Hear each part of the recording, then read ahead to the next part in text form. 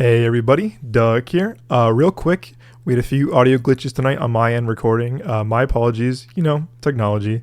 But sit back, relax, and enjoy the show. All right, fire them up!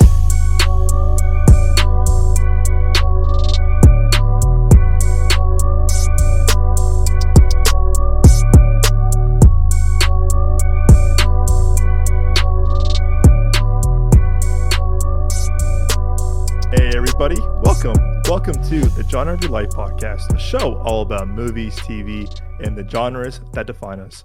I am one of your hosts, Doug Jones. With me as always are my amazing co-hosts and two of my best friends. First off, we have the one, the only, the wonderful, it's Mr. Nick Johnson. How are you today, my good sir? Man, I'm doing good. How are you doing today? I'm doing good, man. Can't wait to see you tomorrow, man. We had a fun screening date, you and I, on Sunday. We got a lot to unpack episode, man. I can't wait to review this movie with you, man. I'm hyped that you guys are here. Hell yeah. And next, not least, straight out of Chi-Town himself, it's the one, the only, the lovely, it's Mr. Joel Kindlin. How you doing today, Joe? I'm good. I'm just chilling, living life, trying to stay positive as much as I can. I heard you're also going through some kind of like bipolar ass weather in Chicago right now, like cold and warm. Yeah, it was warm the other day, and then yesterday it was cold. Today's a little cold, not as cold as yesterday. And then I think, was it last night or 2 nights ago? The same day it was warm. It rained and hailed for a very short bit, probably like a good 20 to 30 minutes, and then stopped. And yeah. Chicago, man. I remember the bipolar ass weather when I lived there. One day would be nice. What's up? You remember that video I sent you from the bus stop where I was waiting for the bus to go to school, and like literally I was on this part where it's all sunny and shit, and then I sent you a video like right across the street. It's super cloudy and raining, and I'm just like, all right, cool. I'm fucking all right. Make it make sense. Make it make sense. And more importantly, you all are here. Welcome back to the show. If you're first time joining the show, welcome to Genre of Your Life podcast. It's episode number 43. As always, guys, you can find the show on Spotify, Apple Podcasts, Amazon Music. I think Google Podcasts is now YouTube Music. So if you're a Google Podcast subscriber, the one of the few of you that are out there, transfer your podcast listening over to YouTube Music, because we'll have a full audio show on our YouTube page, youtube.com/Midway Avenue Productions. Whether you're on Spotify, Apple Podcasts, Amazon, or YouTube, please subscribe, follow. Please, guys, rate the show, leave a review. It means the world to us. We love to have you guys, your feedback about the show, good or bad, positive, negative, neutral. We want to hear from you. But seriously, the more ratings we get, the more reviews we get, helps the show out tremendously. Also, I think I announced this on the last episode or last newsletter I put out. We're doing a giveaway, so we need to hit 200 ratings on Apple Podcast by end of April. So with that, I'm doing a giveaway for an Amazon gift card. So we're doing a giveaway for an Amazon gift card here at the podcast. So please rate, review the show on Apple Podcasts. But for our Spotify listeners, again, if you have an iPhone as well, please keep rating on Spotify. But if you have an iPhone, please rate on Apple Podcasts. We need to have the love, the kind of growth there. So seriously, thank you all so much for your ongoing support. But again, rate, follow, subscribe, leave a rating and review if you're on Apple Podcast subscriber, and comment so I can let you know who will win the gift card. But as always, guys, thank you so much for your ongoing support. It means the world to us. Share us with all your friends so they can stop listening to all the people getting paid to make good reviews on shit movies. We're just telling y'all the honest truth. So fucking share us instead of listening to those fucking drones that just spew bullshit. I'm not gonna lie. The other day I was kind of pissed when I get it. I'm not gonna out this person or out anything, obviously, to say on the show. But it's a little bit like, come on, is that someone that I kind of knew that I was like, oh, wait a second, like, they got this and we don't? I'm like, make it make sense, world. Make it make sense. Who was it? Also, fucking tell those. Go ahead. No, you first. Oh, okay. Because you told me, fucking fuck that bullshit. I want our audience to yell at the fucking movie industry because we're being gate kept. away from doing what we do best, which is seeing movies. And we haven't been on fucking press list, and we've been hitting these numbers. And every time we try, they keep increasing the numbers and bitching about our fucking numbers, even though we're doing really well. Fuck that. Stupid. Fuck that. Make it make sense. Make it make sense. That's why we do need your support, and all the reviews and ratings on Apple Podcasts. Like, that's gonna help out the show tremendously. Like I said, if you do it, you have an Amazon gift card that could possibly be yours. So please rate, review us on Apple Podcasts. We need the love. Yes, we support the love. We appreciate the love so far. It means the world to us. But help us out. it will truly do help us, because we can get on press list, and we can truly it would be a lot easier for us to watch these movies that are out, just not just big ones, but also just any ones we really want to see. We'd love to be on the press list. We'd love to be officially just recognized for our efforts in this podcast, because we do love doing this. It's a blast. We will continue it even if we don't get on the press list, but it would make this a lot easier for us. So please leave reviews, ratings, and do share us with your friends. Thank you, my good sir. I appreciate you. But yeah, we do appreciate the support, guys. It really means the world to us. Alrighty, guys. So this week's episode is dedicated to the world of Dune by author Frank Herbert, but more importantly, the films by Denis Villeneuve, one of our favorite filmmakers here at the podcast. Nick and I got to see this early screening of it on Sunday in IMAX, which we were ecstatic for. Don't worry, Joe. Don't worry, listener. This is going to be a non-spoiler review of the movie. It comes out this weekend. So if you have an IMAX... Don't worry. Go ahead. I was just gonna make a little joke of saying, "Don't worry, guys, they're not gonna pull TJ and promise not to tell us, and then tell us the whole fucking plot and all the fucking secrets." Well, there's one part actually when Paul. No, I'm kidding. I'm kidding. I'm kidding. No, dude. Did we tell them that story of the one movie I didn't see? What was the one fucking movie? Oh shit. Yeah, it was in high school, and they went to go see a movie. I couldn't. I think I was busy I was helping family or some shit like that. I was busy. I wasn't around. And so I met up with them afterwards, and they were like, "Don't worry, Joel, we're not gonna spoil this movie." And DJ looks me dead in my soul and says, "No, I'm not gonna spoil it for you," and then tells me the fucking movie. Like, it's not like one of those like little like but. They fucked up on a little scene. No, he legit told me, he spoiled the movie for me. And I was like, TJ, you just spoiled it. What the fuck? Like, so that's why I say, like, they're not gonna pull TJ. We're not. We promise. Again, me and Nick, we take our film journalism, film criticism very seriously, and we respect the rules of no spoilers. But I'll tell you what, Joe, I don't know if you've seen anything, but the moment I got home, because this was like it wasn't a press thing, it was like everyone, if you buy tickets early enough, you can go to a screening. It was like an IMAX screening for like across the country. The moment I came home seeing the movie with Nick, I went on Twitter, I went on TikTok. People were saying, "Oh my God, this scene," and I was like, the /movie has not come out yet. What the actual hell? And I was like, I hope, as a follower or / listener of our podcast, you guys are not putting shit on social media, especially scenes. Don't put any scenes on, because you already know my fucking experience with Spider-Man No Way Home. Don't do it. And let's continue. Sorry, I keep interrupting you. No, you're good. What's the thing from Michael Jackson? Michael Jackson. No, wrong person. Michael Jordan. Michael Jackson. Michael Jordan. He goes, stop. He goes, stop. Right? Get some help. Get some help. Get some help. Yeah. That's what it reminded me of. So I'm just like, the moment I got home, like I texted Nick that we're home, whatever. The moment on Twitter and I'm on probably X, whatever, and on TikTok, people are posting certain clips, and I'm just like, the movie has come out in a week. Are y'all for real? Yeah, dude. I have not liked anything about Dune on TikTok, so luckily I've been avoiding that. There was one little thing, but I was like, skip, because I was like, nope. But like, dude, like, no, just because you like it just because you have social media does not mean that everything needs to be put on social media. It Hmm. doesn't. Especially when it comes to movies and TV and stuff like that, because there's people that really want to see these things unspoiled.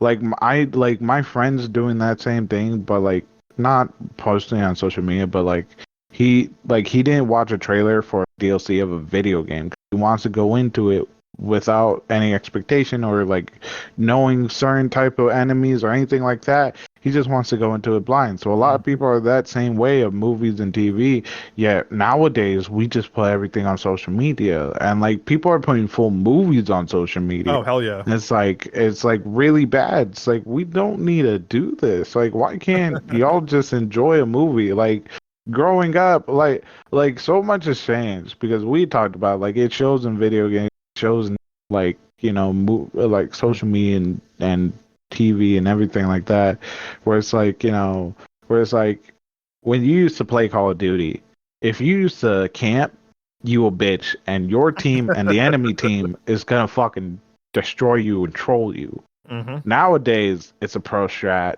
Everyone does it. You're not a bitch. You're smart. You know what I mean? And like even games even encourage it. Strategy. Yeah, even games Strategy. encourage it and shit like that. But overall, it's just like, and that's the same movie. It's like if you went to go see a movie, you told your friends you went to go see it, and then you don't spoil it. Now everyone just spoils it for everybody. Random, like, people will talk about it super loud on streets where you're just like, bro, I j- wanted to watch this fucking movie. Oh And yeah. just because I walked by you, you had to fucking ruin it. Like, damn, like y'all didn't like.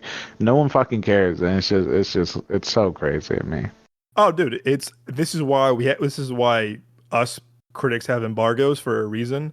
Like, we can't post our review until embargo lifts for good reasons because the studios and filmmakers work really hard to like not have things spoiled or kind of review too early. But Exactly. Because when when it's spoiled, it takes away from the experience. You ruin the exactly, experience when you start just spoiling everything because it's like people are trading the experience for the attention. They're like, okay, Yeah, well exactly, here's a popular movie about to come out. Let me post some spoilers because let me post what people want to see about the movie. But then it's like, you do that, you take away from the movie itself. It does from the exactly. experience. and when that happens, people are like a lot less likely to go see a fucking movie in theaters. Yeah, it weighs in You're my Exactly. opinion. less Yeah, encouraged. You're yeah, was it? You're disencouraged or whatever the fucking word is. Where it's like it's like when you're doing something and your parents to come and tell you to do the exact same thing. You don't want to fucking do it no more. You know what I mean? Like if someone ruins the film, you don't want to go to theaters. You're less like excited. You're just like, oh fuck, now I don't want to go see it. You know what I mean? Washing dishes. If someone tells you to wash them dishes while you're doing it, you don't want to wash the dishes. It's the exact same so thing I have a about someone dishwasher. spoiling a movie. Right? You put the dish down, be like, fuck this, don't want to do it no more. Like that's the same thing where it's like if someone ruins the movies for me, I'd really like I'm disheartened because I wanted to go into it blind. I wanted to have my own experience. Just Hmm. because you had such a great experience, I don't need to experience your experience. I want to experience my experience. You know what I mean? Hmm. Like, I don't want it spoiled for me. I Exactly. want to see the whole thing, not these major point clips. We complain about trailers showing us major points where it's just like that showed us everything. I don't literally want to see the major points on social media while I'm scrolling because I'm bored or something. Like, I don't want to see that. So you're ruining it for me and a lot of other people. And that fucking sucks. I told this to Nick. I was like, bro, I was so glad. Again, I hope you don't get anything spoiled to you, Joe. I told this to Nick. I was like, I'm glad that him and I saw it on Sunday because if I came home and I saw all this, I would have been so angry. I'm not talking about certain like, oh, things here and there. I'm talking about major plot things in the movie, certain twists. I was like, oh, bro. I'm like, if I saw that unprovoked or like scrolling on Twitter or TikTok, I'd have been like, I'm done. I'm like, okay, I'm fuck this. And I just, I you don't you people should don't ruin the experience for others. This is why again, this is the sacred of cinema and the importance of movie theaters is that people want to go experience for themselves. I get it. People are excited. We're all excited too. I'm guilty of posting clips of a movie one time before, again, my young, stupid self, obviously, and I know, and I probably know better. I know better, and I know better. I'm like, look at me, I posted the clip of this movie. And I'm like, oh, you dumbass. And I'm like, I know back then that was not okay. I was like, look at me, look at me. Did I ever say Douglas, that? you were the chosen one, Douglas. I did it for I did it for Star Wars Force Awakens after I saw it with you and the boy. I saw it again with like Carlos, a few other people. I did it, but it was about for like 3 weeks. I'm like, okay, I feel like I was okay, I could do it now. But I did it for Rogue One opening weekend, and people were mad. They're like, what the fuck, bro? And I was like, my bad. I had no care for Rogue One, so I probably wouldn't give it a shit. I got so much shit. A person I was talking to at the time, like, she was like, come on, dude, what's wrong with you? And I was like, my bad. And I was like, my bad. I was like, oops. But, and again, this is why we have embargoes. This is why, when we can't post our reaction or review a certain time, because it's the importance of film. It's why film is so sacred. You don't want things getting out too early. You want people to go see it, support in the box office. And another thing too, I told this to Nick when we saw the movie as well. I'm not gonna spoil this for anyone. I'm not gonna bring up what the thing is, but critics before the embargo lift, and I don't get this, other critics who saw Dune at the press screening, at the critic screening, like weeks before, like a month ago, right? Said, I can't believe is in this movie. And I said, come on. And I was like, really? Like, y'all have embargoes. And I remember other articles were like, this is why critics should sign whatever. And it's a pretty big thing. And I remember, like, in the theater, I was like, oh, that would have been a cool reveal if I know that person was going to show up. And I was like, come on, man. But if you know, you know. But that to me, and I think I could be wrong. Some critics did that with what's the Eternals. Like, someone said, I can't believe Harry Styles is in the movie. Why? Like, why? Like, what? I can't believe this person's in the movie. It's like, all right. And these are professional. These are like actual, like legit, like film, like major outlets, actual people doing it for a long time. And the scene, again, I'm not gonna say what it was, but like, I was like, man, that would have been cool to be a surprise if I didn't know this person was in the movie. And all these major outlets were like, I can't believe, blah, blah, blah, blah, blah. It's like, oh, come on, guys, seriously. But you know what I'm talking about, Nick? That one reveal. You know what I'm talking about? Oh, I know what you're talking about, man. And I was like, oh, that would have been cool if these fucking critics didn't say anything about it. And we're critics too, but it's like, come on, guys, help us, help you. Come on, Jerry Maguire, help me. Don't look up anything about Dune 2 if you're listening to us right now and your curiosity is getting to you. Don't do it. I wouldn't do it. Just watch the fucking movie. Don't do it. Don't ruin the surprise. You know what I mean? Also, when I hear this stuff, like, there's a video, there's an old video where people are hiding in the dark and the door opens and one person comes out and one person starts screaming happy and another person slapped the shit out of her to stop her from ruining it because the birthday girl didn't walk in or birthday boy, I don't remember, but I was like, that makes that I have those feelings whenever I see these people like post shit or like just say shit where it's just like, dude, like it's like a surprise party. Like, it's a surprise. Like, I'm a little kid. I want to be surprised. Don't tell me that there is a surprise party for me. You know what I mean? So it's like, yeah, I just, dude, fucking, it's so bad. Joel, I'm sorry to tell you. It's a surprise party for you this June. Oh god, dude, that's funny. I don't know how I would react to that. Be like, okay, why? Oh, don't do that. It's like, don't. Said, what the fuck? Yeah, I want a birthday party. I don't know how I would react to a surprise birthday party. I really wouldn't. Because I haven't celebrated. Well, yeah, I would, but at the same, you know me, I haven't celebrated like my birthday. I haven't celebrated Christmas. So like when I get things, like when you get me like when you've gotten me gifts, I've been like, oh my, you didn't need to. Like, it's like it's just another day. So yeah, You're gonna show up. You're gonna like this shit. You're gonna like it. You're gonna wear the fucking birthday hat. But you're absolutely right. And the reason why I brought that up was because, like, I don't. Again, if you can, yeah, if you're curious, I'd avoid it. I was making more of like a PSA of like, there's reasons why don't reveal certain things.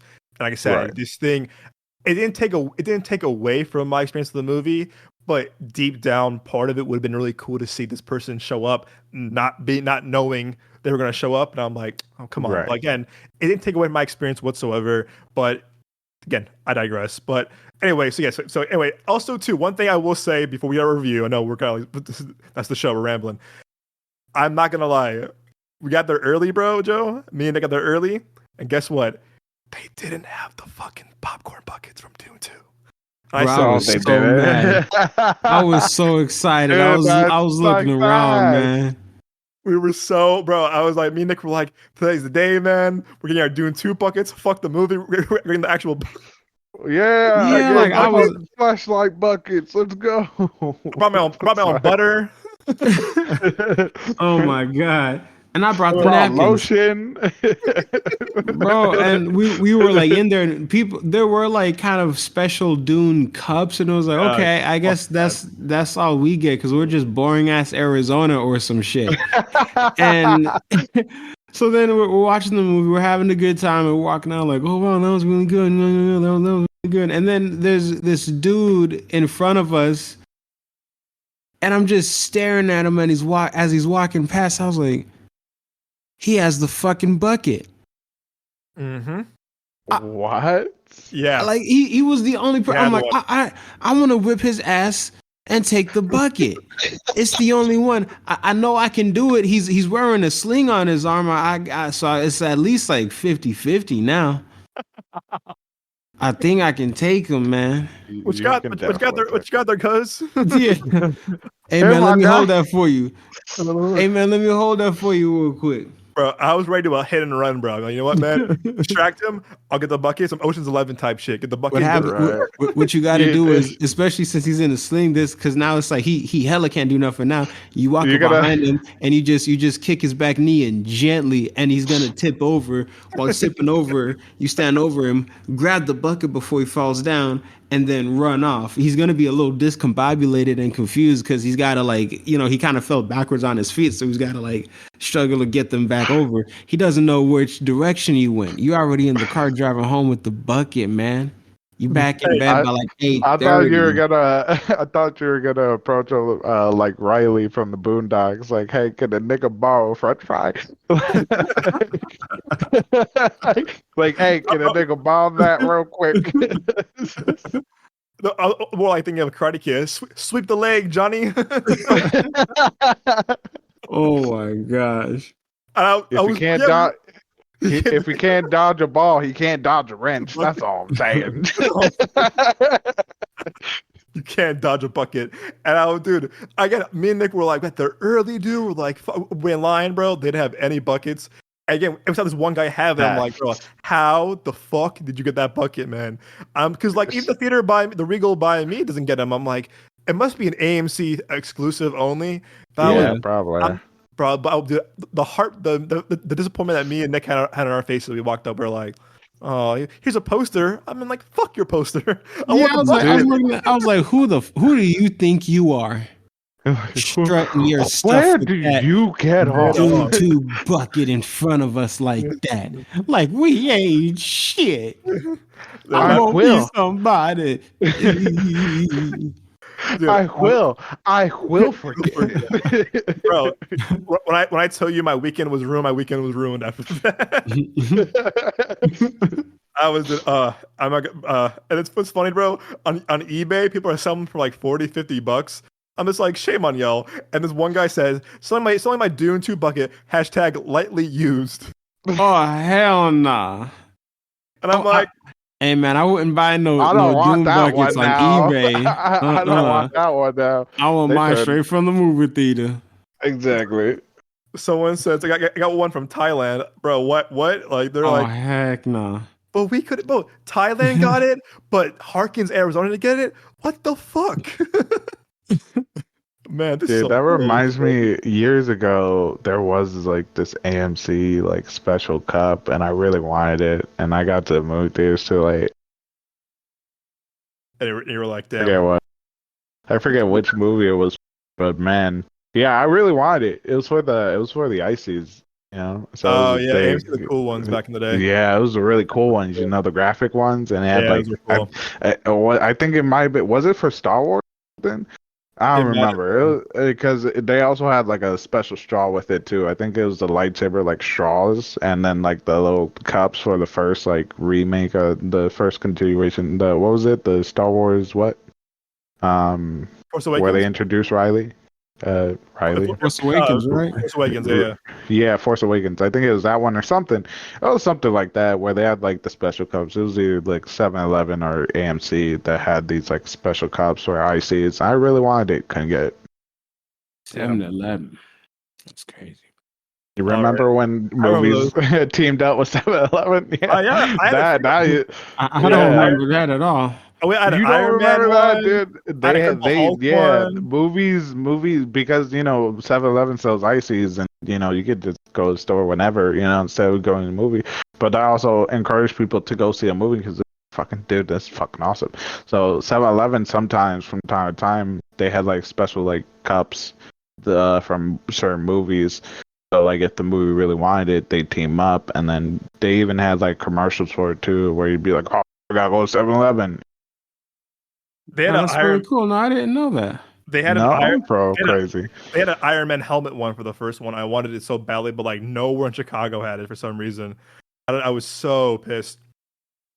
I wanted this thing so badly. But yeah, there was an Iron Man one, cool few Iron Man ones, like Incredible Hulk one.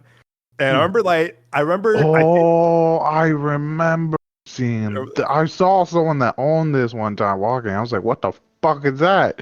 I was so mad when my dad threw my 7-Eleven ones like, Dad, no, they're collectibles.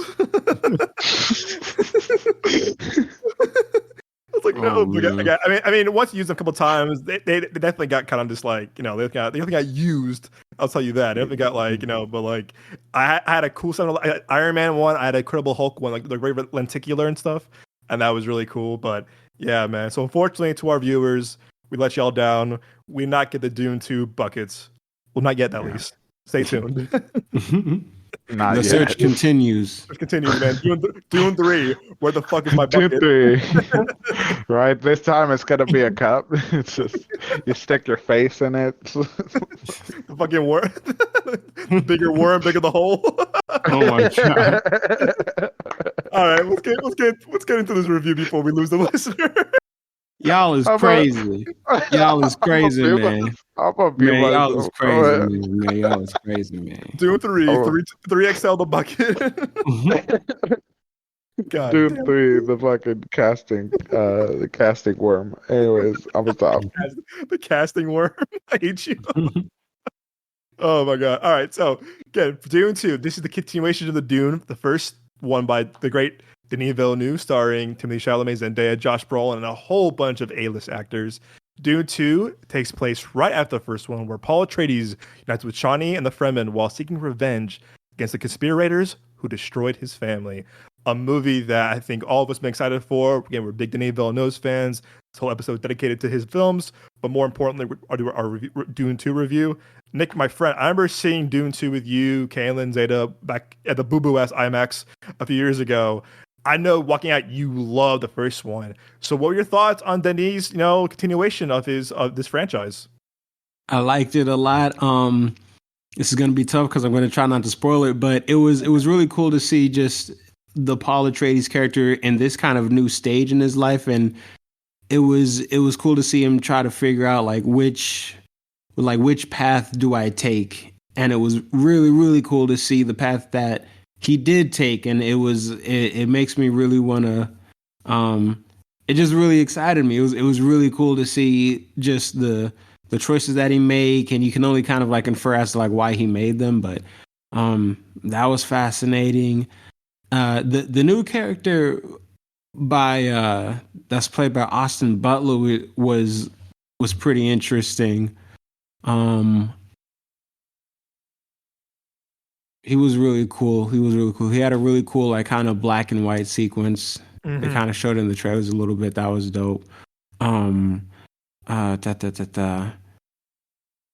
And yeah, and like even the mom, she kind of goes down a certain path, which was really interesting to see. But overall, like I loved it. It's still, and I said this in the out of theater review. It felt like they just started filming like the very next day.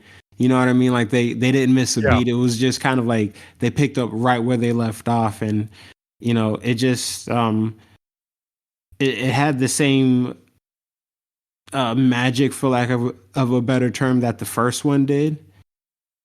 So that was very nice, because I was kind of nervous, like, oh man, like I hope they don't I hope it doesn't like slack off or kind of lessen in quality or whatever, because like they kind of had to wait a little bit to make it. But it was, like I said, it was like they just picked up right where they left off. It was like they didn't miss a beat. So it was great. And it was just a great experience also. I loved it. I think what you said spot on, whereas that, the first one, it still kind of baffles me, and I get a lot of things factored into this, but Denis has a great track record, and we'll get into this with our tier list after we do our review, is that, this guy doesn't have a bad film in his filmography. Yeah. And again, his movies haven't been commercial successes, unfortunately. My beloved Blade Runner 2049 did not do well. Arrival did okay.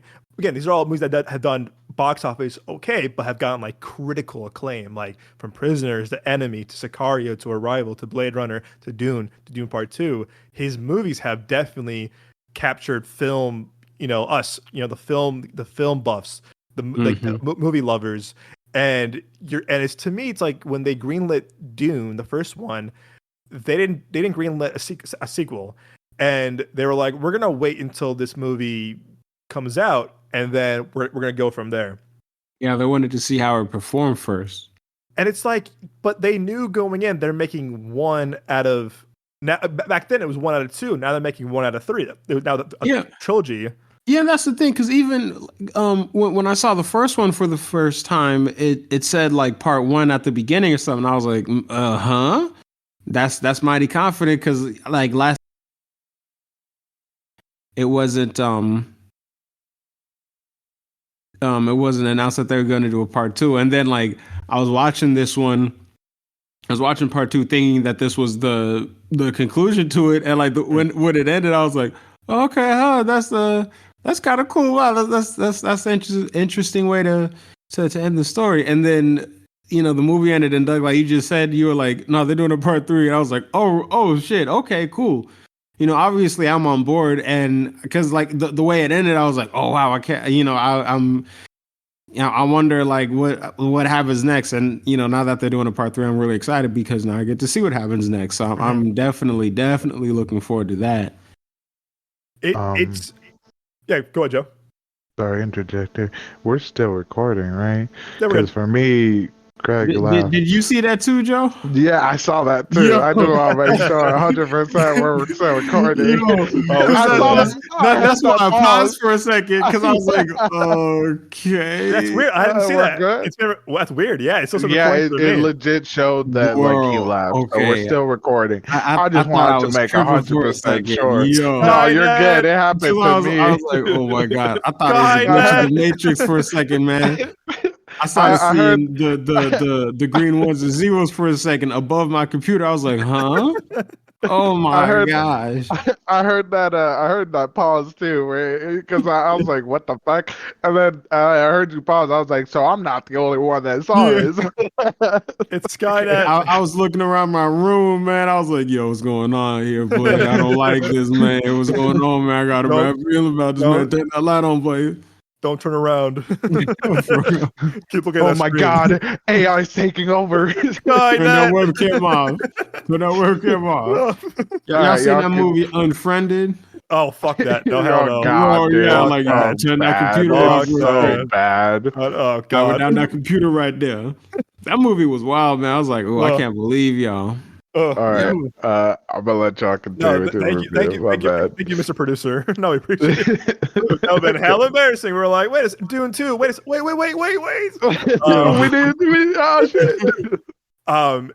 So I think what to add to your point, Nick, was that so this little kind of again for a little quick little backstory for me is that I got to see the first one at a test screening during COVID with my dad, where they like had all of us like spread apart. We couldn't be near anyone, and we didn't know what we were seeing until we got into the theater, and it was like, "You're seeing Dune," and I was like, "Oh my god, fuck, let's go!" Because remember, Dune was supposed to come out 2020. Because of COVID, they pushed it back a whole year. So I saw it at a test screening with my dad, October 2020, and we were NDA'd for a full year. And I was like, "Damn, I can't wait to talk about this movie." I loved it. I love Denis. I love sci-fi. And so when I remember this, because when we first saw it, they didn't put part 1 at the test screening. It was just Dune. And then I saw it again with you, Kalen, and Zeta, and they added Dune part 1. yeah. And That's why I was like, yo, hold up. and Like it was both movies had were telling me I had a sequel, and I didn't even realize it at the time. That's crazy. it's weird because also they're not even near like starting Dune 3 or Dune Messiah, whatever the third one's called. And it's like, you would think you had this whole story, you would think you have a trilogy planned out, and you have Denis, who is probably one of the most sought after filmmakers right now of our time. Yeah, you think he'd be doing like a Lord of the Rings low key, where he's just always filming, because it seems like they always know that they're gonna get a sequel. Right. So why not just kind of keep the ball rolling on that? I wonder. Like, yeah, right. Like, why just film everything back to back? I wonder low key, is that to like literally stretch it out, like give it more time on purpose, just to build up more anticipation for it. That way each movie feels more like an event. Because it's like, yeah, we're making y'all wait years to see this movie. But even then, it's like, But also, low key, just do a Lord of the Rings. Just do it all at once. you gotta remember that there's been movies where they spaced it with years, but because the actors aged, it's really hard to continue a story for like the viewers. You know what I mean? Where you're watching, damn, dude, like you're trying to make it seem like it's only been a year for these guys, and like you can tell that the age is getting to them. So I felt like maybe that's also why, since the story's so big and wide, they don't want too much time to show up on these actors. And also, as time goes on, certain actors lose interest in certain types of movies, So like we've seen movies where we love certain characters, but the actors don't want to return to it because either it's been too much time, or they just lost interest, or they're doing another movie. So you know what I mean? And again, I mean, to your point, I mean, I agree with that, Joe, because yeah, you're right. Because I definitely get to Nick's point too, is that when the movie starts off, it's right when the first one ends, and which again for a movie that took this movie was filmed before COVID, the first one, and then this one was filmed like 2022, I believe, so all of that year, then a little bit earlier last year, so like they had time. But you would think a movie with this spectacle, this kind of just like cast, too, you would bunker them down because again, like you said, again, it's like a Marvel movie, like a Lord of the Rings, like Harry Potter. A lot of those were filmed back to back because again, you got to capitalize and optimize your actors, utilize them as much as you can before they go off and do other movies. Obviously, Timothée Chalamet did a couple movies in between between Dune 1 and Dune 2. But again, also too, that was the studio. Again, also Dune, when the first Dune was being made, it was made by two regimens of WB before this one. Like, it was not the last one, it was the one before that. So like they went through 3 different studio heads to now. And again, also Dune, the first one had a problem. And I get it. I'm the one that's kind of like the one that was like, no, that was stupid. But when HBO Max did that stupid thing of like, hey, guess what, guys? Our 2020 release calendar, we're gonna put everything on streaming day of the theaters. And I'm like, you just sabotage your own movies. You sabotage your own box office. And again, those people are all fired and gone now because of a stupid ass move. But Dune was one of those victims, and Dune luckily got despite having a day-and-day release, it made money. Did it make the amount of money that it probably should have been? No, but it did make money. But a lot of people did wanted to watch it at home because we were still in COVID. People were getting vaccinated. People were coming out of the pandemic.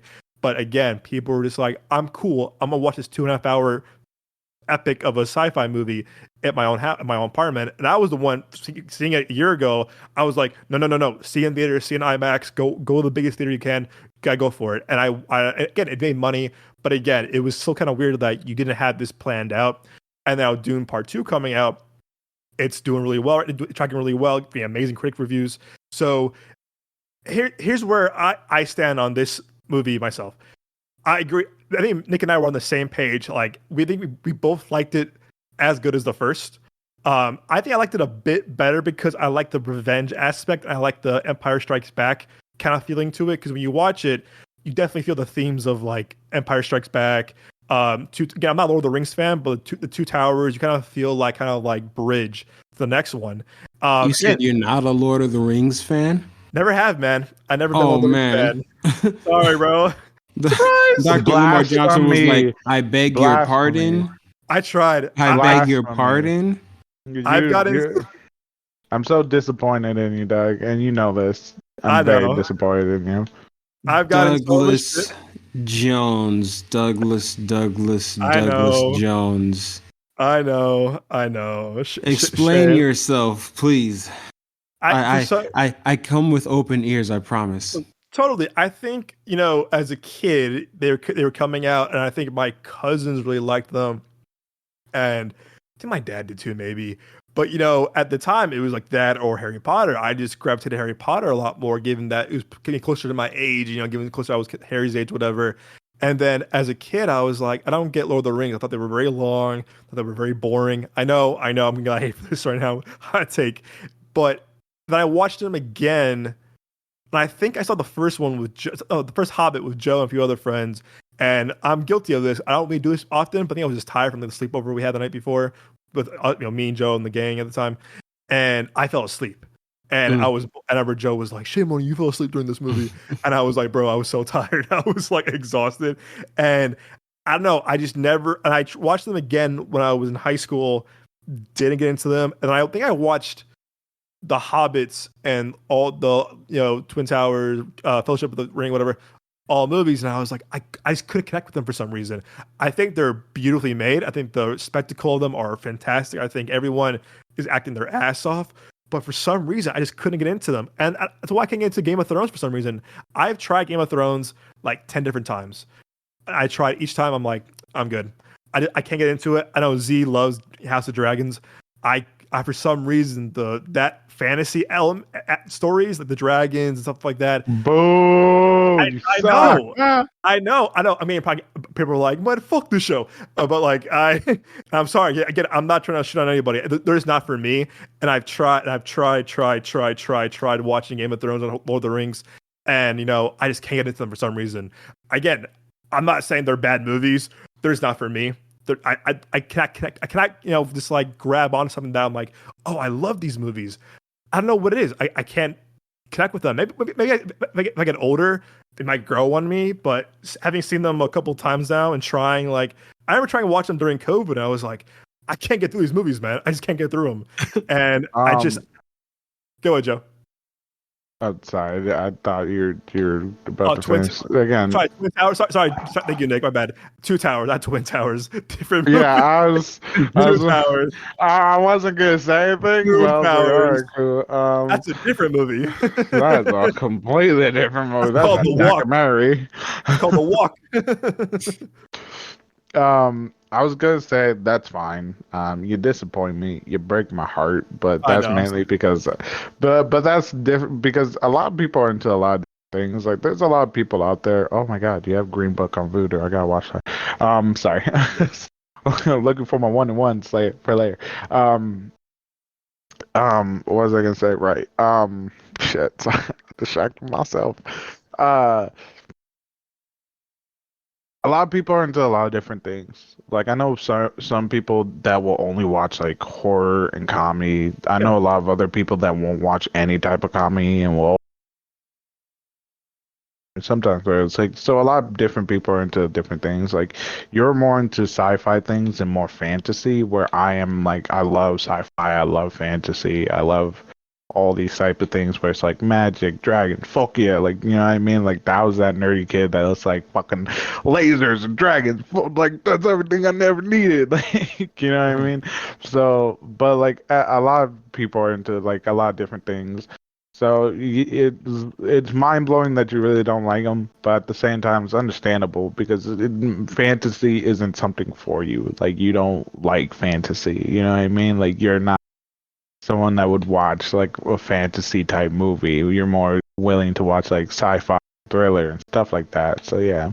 And it's so weird given that I love Harry Potter. Like I love Harry Potter so much. And I don't know why for some reason that Lord of the Rings didn't translate the same way to me.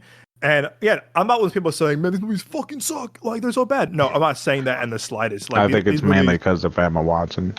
I don't know, man. I was a kid, dude, I wanted to be Harry.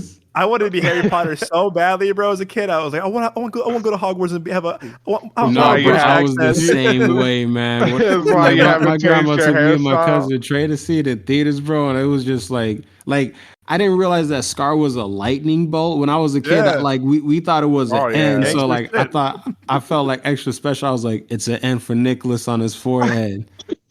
Thought you were gonna say something I else. was like, Not gonna hell yeah, lie. Harry Potter. I was like, that's me right there.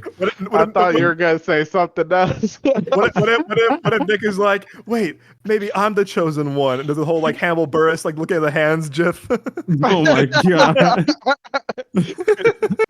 It's like whenever you can something, you start doing the Spider-Man fucking. Yeah, you're like, wait a second. But yeah, they're not. They're incredibly made movies. You know, Peter Jackson. You know, obviously, like those movies are just made incredibly well. Yeah, he put his foot in those movies. Oh, he literally. So it's like I don't know for some reason. Again, for some reason, sometimes fantasy does work for me.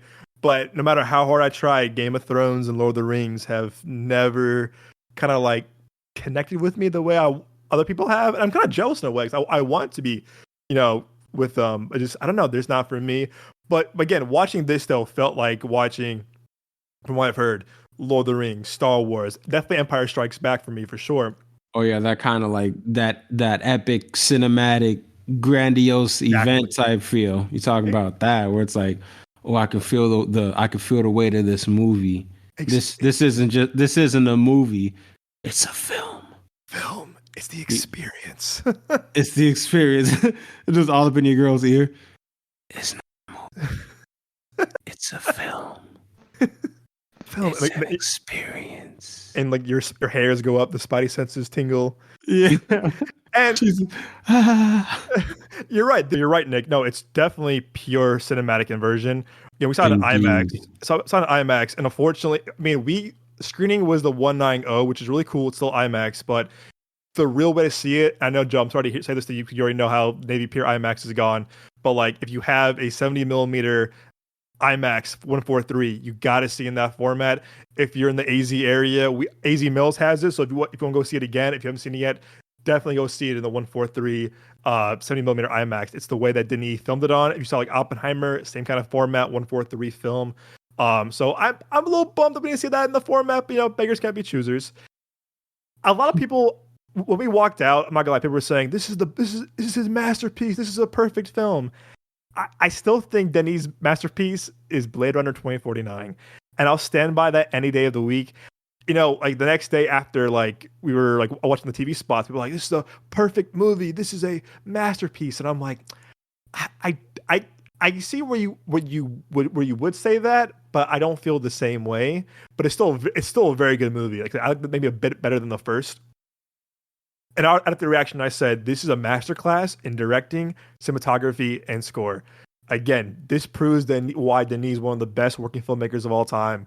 Why right now he's kind of like, I think, up there with Chris Nolan and other filmmakers. That why he's one of the best filmmakers working today.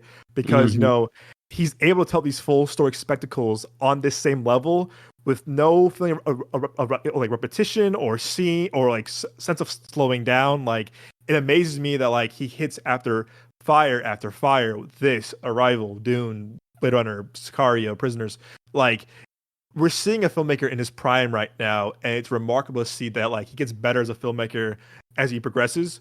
And to me, the thing that really is the heart of this movie as well is the cinematography by Greg Fraser. He did the first Dune, the Batman, Rogue One, and I think he shot half of the creator. I think his apprentice did the rest of the half of the cinematography on that. And he's becoming one of the best cinematographers. I think he won an Oscar for the first Dune, rightfully so. But like the way he's able to capture these IMAX scenes and like the spectacle of the desert and the space and Arrakis itself and the planet and also the planet of like the Harkonnen planet is just a masterful job capturing the world and the world building stuff like that.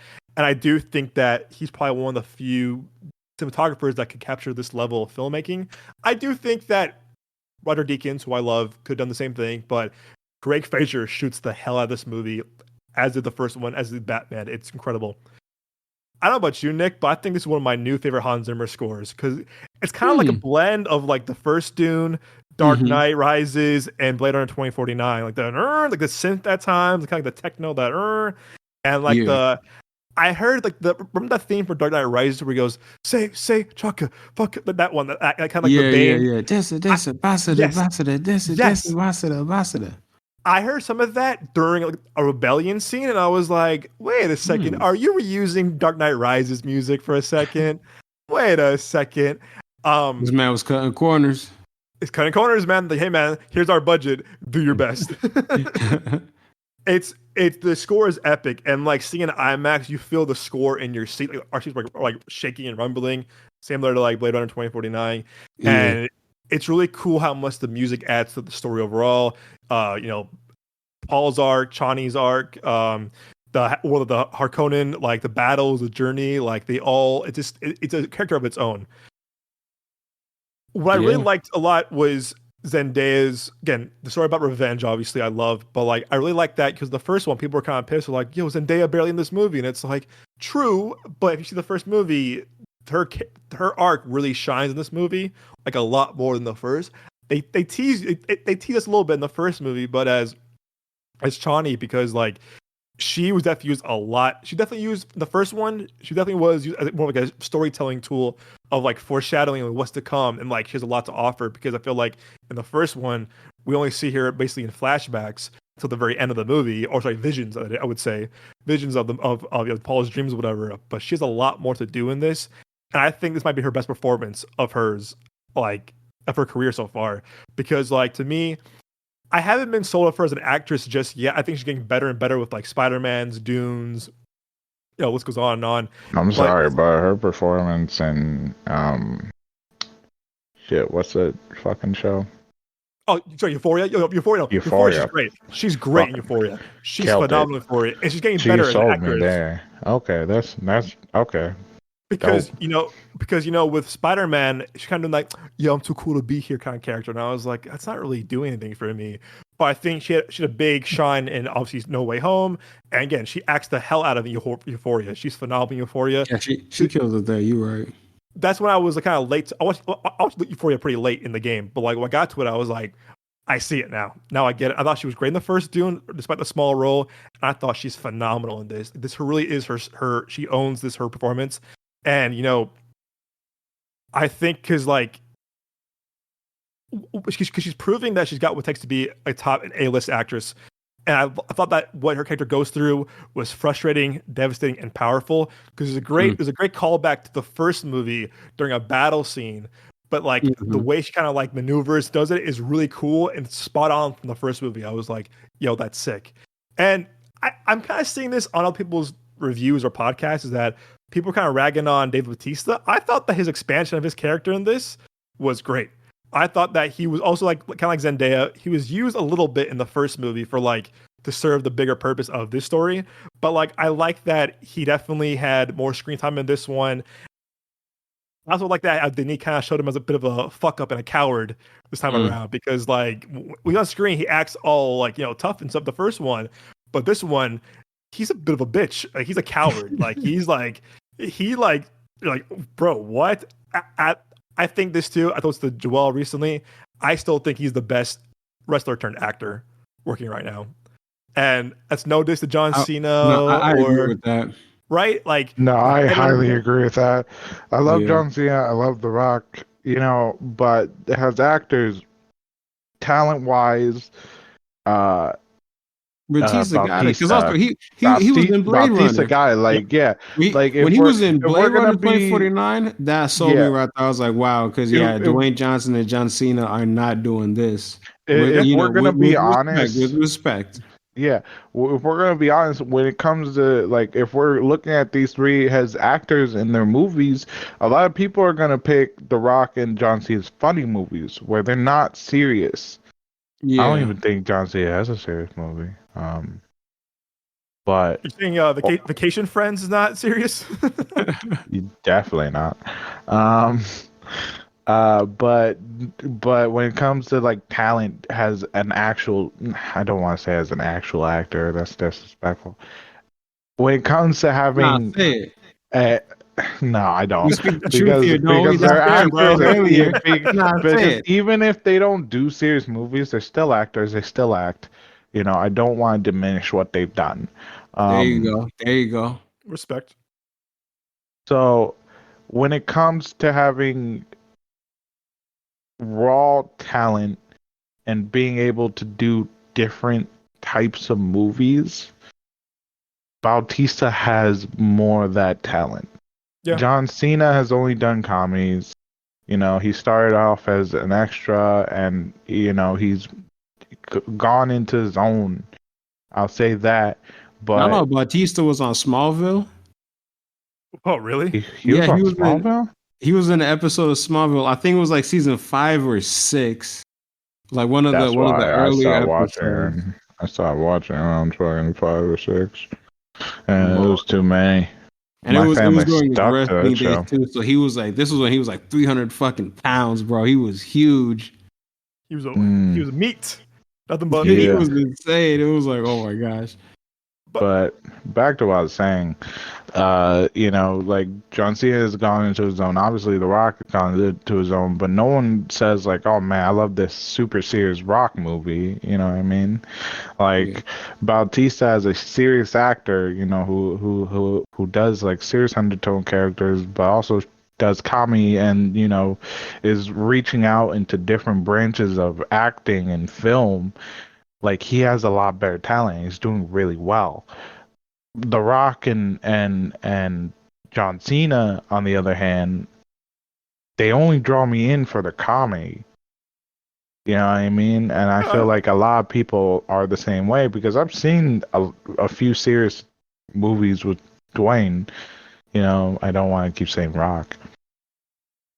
A few And of his he probably has early on another in series his movie coming up. He's on one with his early A24 currently. oh yeah, wait, that's right. With the Safdie brother. Yeah. what movie? He's doing like some like drama, gritty drama, like a UFC fight or About like wrestler. wrestling or UFC, Yeah, yeah. Dwayne yeah. Johnson is. UFC. And We'll that see. But like I'm saying, like, early on in his, is in his filmography, if you look, like, none of his serious movies stick out. Like, I've seen them. My family is a giant. We're a giant. Used to watch WWE, and so my dad, my brother, we've seen his earlier movies, especially the serious ones too, and it's just none of them stick out. So when it comes to talent as a serious actor, as being able to branch into different territories, I feel like Bautista is doing that a lot better. Mm-hmm. oh yeah.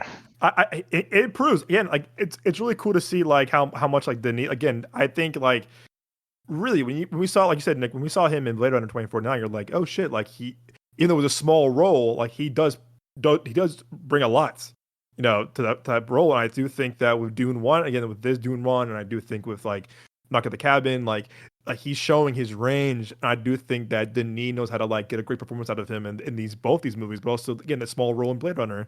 And again, it's not spoiler. If y'all know, you've seen the movie now, it's been 3 years, that I think we all knew that Josh Brolin was going to come back in this one, because like we never saw his death on screen compared to like other characters.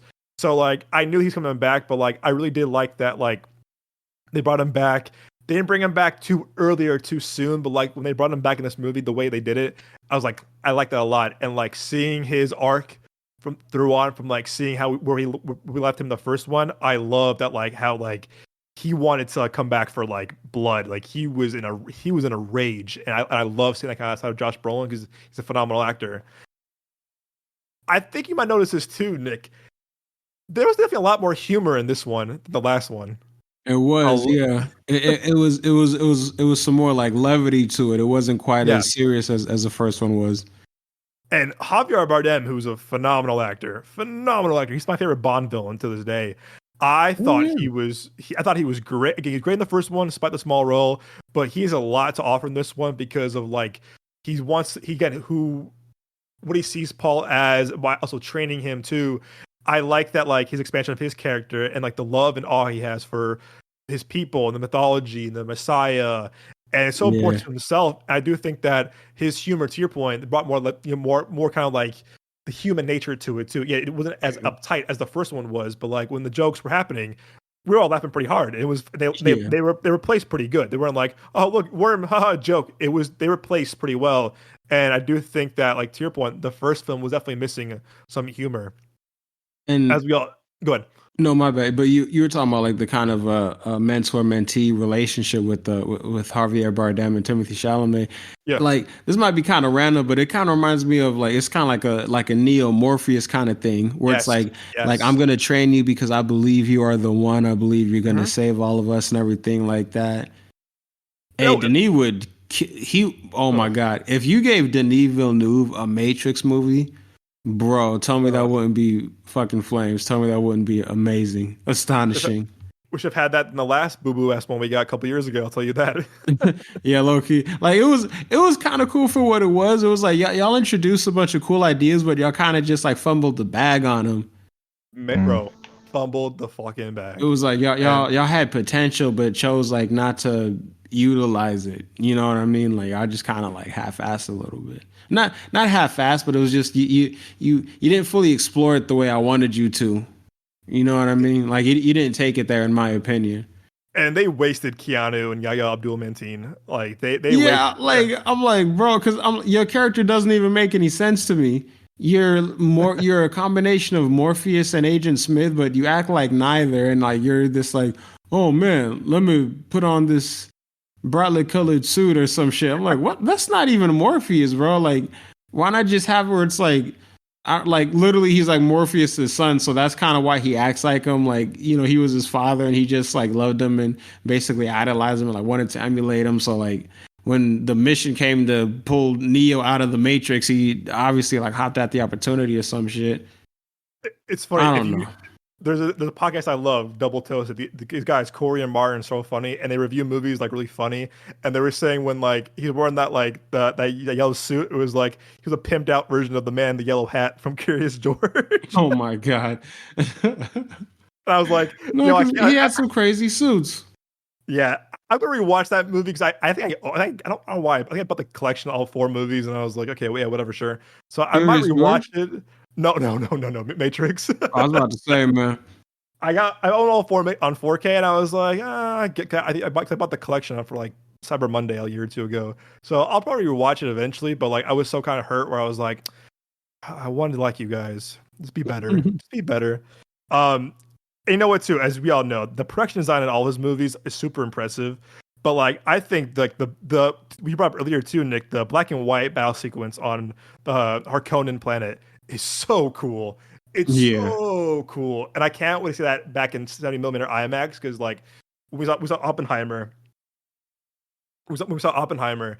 Like it was cool seeing the black and white for the first time in IMAX, and the way it was filmed, that is, and that was awesome. I think the production design is out of this world, clearly because it's a different planet. But the transition that like when they go from color to black and white is so dope.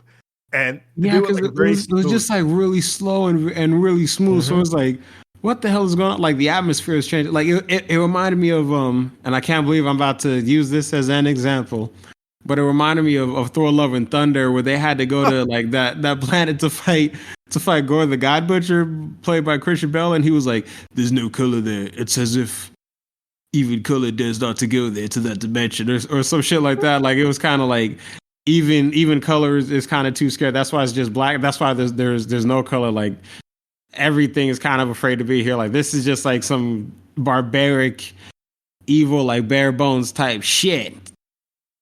I actually, you know what? Despite our flaws in that movie, the black and white transition in Thor: Love and Thunder was kind of dope too. I'll give him that.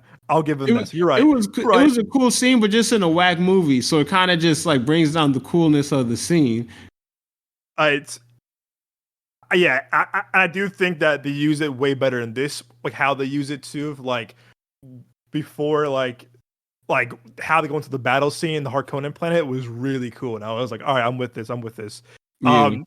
I think the first one, I had a problem with the pace at times, but this one I thought the pace, like if for a 3-hour movie, it flew by. Like it flew by, and I was like, wow, I was very impressed of how much Denis can fit all this story in a 3-hour runtime. I thought he did really well. I do think he's very good at pace, whether it's Sicario, whether it's Blade Runner, whether it's Prisoners. Like he knows how to do pace very well. And to echo what you said too before, is that I thought Austin Butler was great. I thought he was a great villain because he killed it. When he was casted, I was like, oh, again, he was good Elvis. I think he was amazing, but he was good Elvis. And I was like, I swear to God, if you do that Elvis voice in space, I'm walking that out. No, he killed. When I saw him in Elvis, I was like, I could low-key see him as Superman. This was before David Cornsweet was casted, but I was like, I could see him as Superman because I feel like he would just like do everything to try to embody the character of Superman, like how he did with Elvis. But like with this one, with Dune Part 2, I'm like, yo, okay, this dude is like he has range, man. This was the one that like this was his role, and I'm glad he did this because again, it shows he showed his range, and he brings like he was very menacing, and there's certain things. And he didn't sound like Elvis at all. No, dude, and I was like, thank God. I was so worried. I was like, please, Austin, don't do the hey baby, how's it going voice. I was like, please don't. He walks into the room. He's like, where's Paul Atreides at? Thank you very much. Bro. I'm telling you, Nick, I've been like, I'm out. I'd have been like, nah, I'm good. But no, he does a great job. He's very menacing, and he brings a lot of like threat and violence to like his character. I thought he did a great job. To end on my, I don't have some cons. On my good, I did like the hand-to-hand combat scenes, like the fighting again. Like the first one had really good, cool hand-to-hand fighting combat scenes, and the fight with Butler and Chalamet was awesome. That was amazing. That was, oh my God, bro. Oh, because you felt like the intensity of that scene and like the stakes of that scene, and also too that not having any music really works. That was smart, not having any music in the background, because it made it more like it made it more visceral. It made it more brutal. You know what I mean? Like with music, it would have been like a little bit too like over dramatic. It would have been like romanticized a little bit, but like with this, it was like nah, this isn't. Like this is we're fighting to kill right now. Yes, the brutality, Nick. Exactly, you said it spot on. The brutality of it all is like holy shit, and you feel it too. The sounds and the fight choreography was done flawlessly, and I was like, I love this. I love that Denis, the way he shot it, and the way that there was no music added to it. You felt like the intensity of it all. Although I had a lot of pros of this movie, I have a few cons. I do have a couple of cons. And the one though I do think that I didn't really care for was the arc of Lady Jessica, his mom. You wasn't feeling that? I was kind of feeling that. Not really, because I mean, obviously it was definitely teased in the first one during his visions. Yeah. So like, I knew it was coming, but like, it didn't. The whole time I was like. Because I liked her dynamic with him in the first one a lot. Yeah. I felt like this was a 180, and I understand why, because of like no spoilers, because of like what they set up, obviously. Yeah. But you like that? Because to me, I was like, yeah, it landed with me.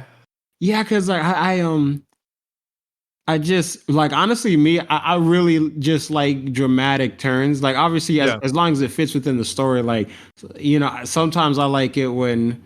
Like one of our friends in college, I had a writing class with him, and like he wrote this story, and like he had this happy ending. I was like, yeah, but what if it was what if it ended and it was just like all miserable and stuff at the end instead? Haha, because it just kind of the way it just would have been like a more dramatic ending. And he was like, "Oh man, like you kind of don't like happy endings, do you? You just like all these like sad endings." It's like it's not that I like sad endings. It's just like I feel like sometimes they can be a little bit more impactful. So like and also like it's unexpected. Everybody wants and expects like the happy ending, but sometimes it's like the happy ending, I feel like it might betray the story a little bit. You know what I mean? So Oh, with rightfully so. yeah, so as far as Lady Jessica's character, like the the arc that she goes on in this movie, it is not at all an arc I expected to see from her, but that's kind of why I liked it. It was like, oh, this is completely different, and I'm excited to see where it goes. And even like it was like I disagree with what she's doing, but I'm intrigued as to like I want to see like how far it goes into like I can kind of see like why she's doing. I could kind of see like I could see an argument for it, even though like I personally disagree. But that's also what's kind of interesting about it, right? Because it's like, okay, dang, I want to, it's like you said, like Gene Wilder said in Willy Wonka, he's like, the suspense is killing me. I hope it'll last. So it was like, oh man, I didn't expect this. Like, you know what I mean? Like, Good but line. yeah, I fucked with it. I like that. Maybe I will. Wait, hey, you make a very good point, Nick. I can argue with that. I do think that maybe I like it a bit more in the third movie. Maybe it'll work with me more. But like, there's parts where like at the end it worked with me, like where she was stuff like that. At first, I was like I don't know, but it might grow on me. Maybe watching it again, I might have more appreciation for it, or it might like even more with the third movie. And again, you're right. Not everything needs a happy ending. I think Denis is very kind of like he's known for that too. Is like we've seen a lot of his movies how they end. You're just like, oh Oh shit, yeah. like it makes sense. Um, Go ahead. Oh, I was, go ahead. I don't Go want to ahead. be mean. You guys are going on very intricate conversations about this. So I understand it's a review. I feel like plus it's getting late. It's like 9 zone now. And how long are we recording now at this point with the first Yeah, dude. part of I our know, but yeah, I know. Just saying like you guys are talking never mind. I just want to check. yeah. No, No, you're right. That's our bad, bro. Sorry. no. I have a few, I'll have a few cons. I'll yeah. Um, so, so again, another thing, as we all know too, I'm not Timothée Chalamet fan at all. Again, hot take. I don't think he's a good actor, and I think he's some of the weakest parts of these movies. I'm sorry. Again, hot take. And I don't feel like there's no chemistry between him and Zendaya at all. And I think he's very brooding and showing lack of emotion majority of the film. And I'm not sold him as an actor. I'm not. And all jokes aside, I just don't think he carries the role really well. I think he's, I think he was kind of brooding in the first one, and there's definitely more, better performances of him in this one. I feel like more kind of like moments from Deshaun as Paul, but I just don't know, man. He's not selling me as Paul. He's not. I do think him and Zendaya don't have chemistry. I think Zendaya is a way better actor than him, and the chemistry romance didn't work for me at all. Like they expanded it more, sure, but like when they were like trying to be in love or showing signs of romance and love, I wasn't feeling it. I just didn't. I don't believe the love story at all. Yeah, And they should have casted Jaden Smith instead. Get a little After Earth action. that would have been interesting. That would have been a different movie. I'll tell you that. But I'm not sold on him yet. I'm just again, I'm not. I don't think he's a good actor. So whenever I watch, he's taking away points from me on this movie. But again, different conversation another time. Again, it's not just again not trying to keep it spoiler free. Christopher Walken was underutilized. I thought all this hype around him being in the movie. I feel like he's at his age now where like we only have a few performances left of him.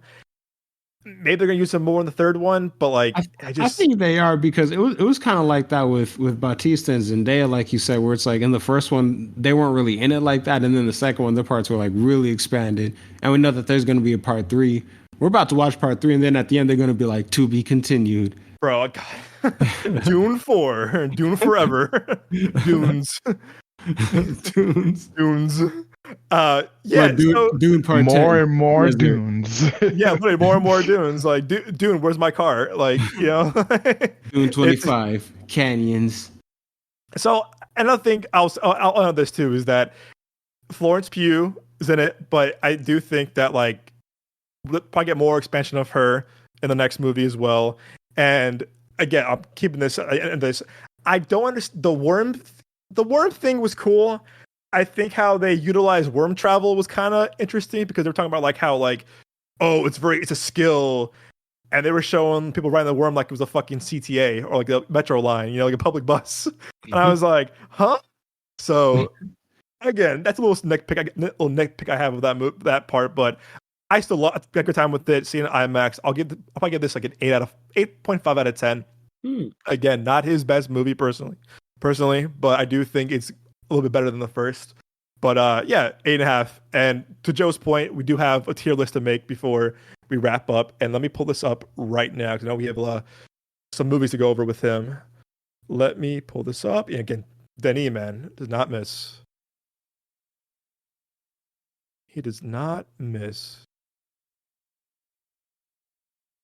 It honestly makes me want to watch all his movies again. I do too. Where is He needs to make a movie for DC. Do you think? Yeah, he's at Warner. Do you think there's a chance?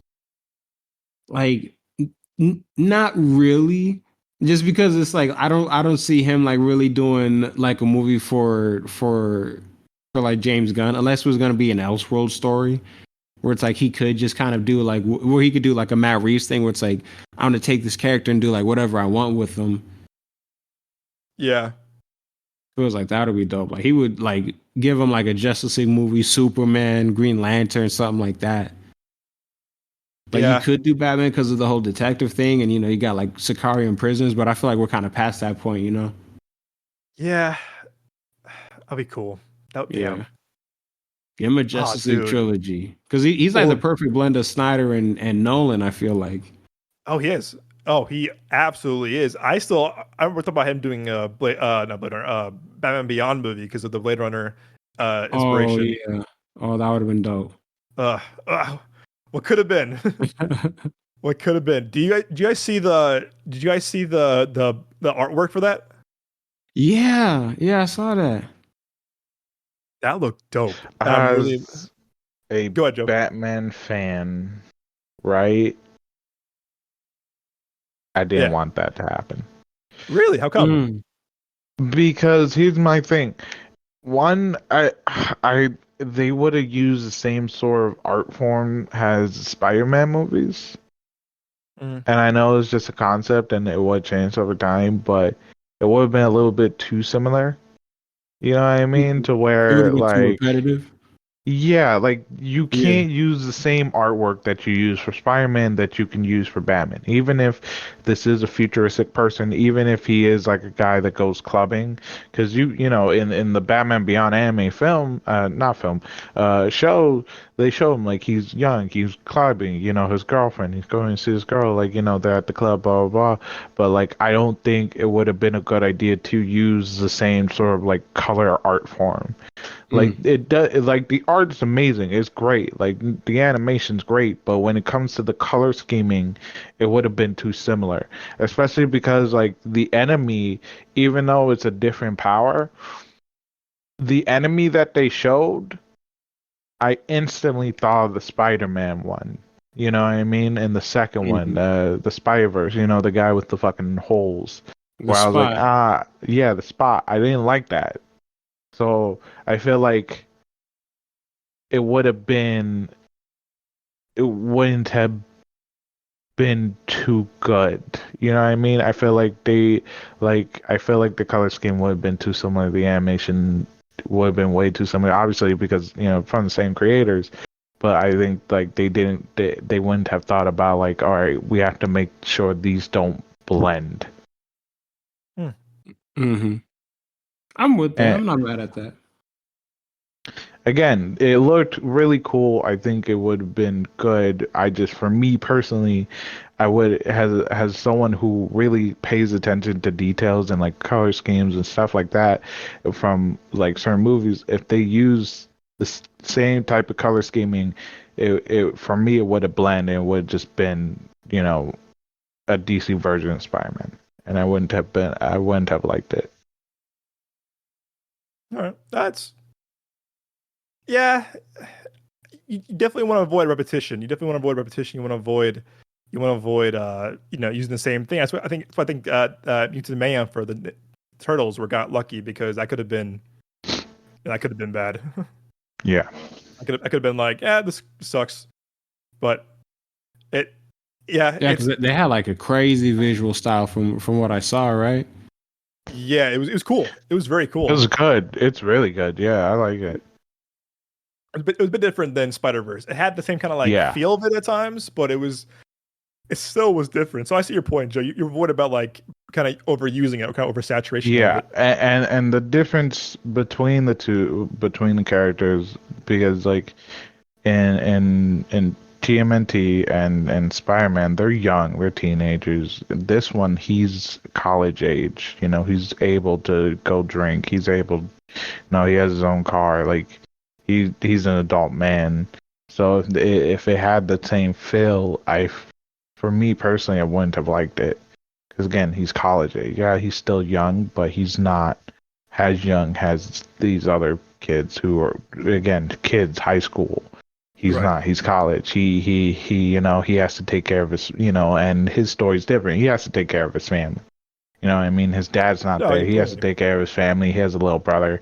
Like, so it would have to be a completely different feel. So, like, they would have to change it. You can't have that similar aspect, that similar feeling, because then it would feel off as you go through the fucking movie. Yeah. Alrighty, I have it up here right here, guys. Sorry for the wait. All right, so this is our Denis Villeneuve tier list, and of course we have S as superior, which is a masterpiece. A, B, C, D, F, and of course have not seen. And remember, Nick, you can give these movies whatever you want. You I was about to say that. You don't have to.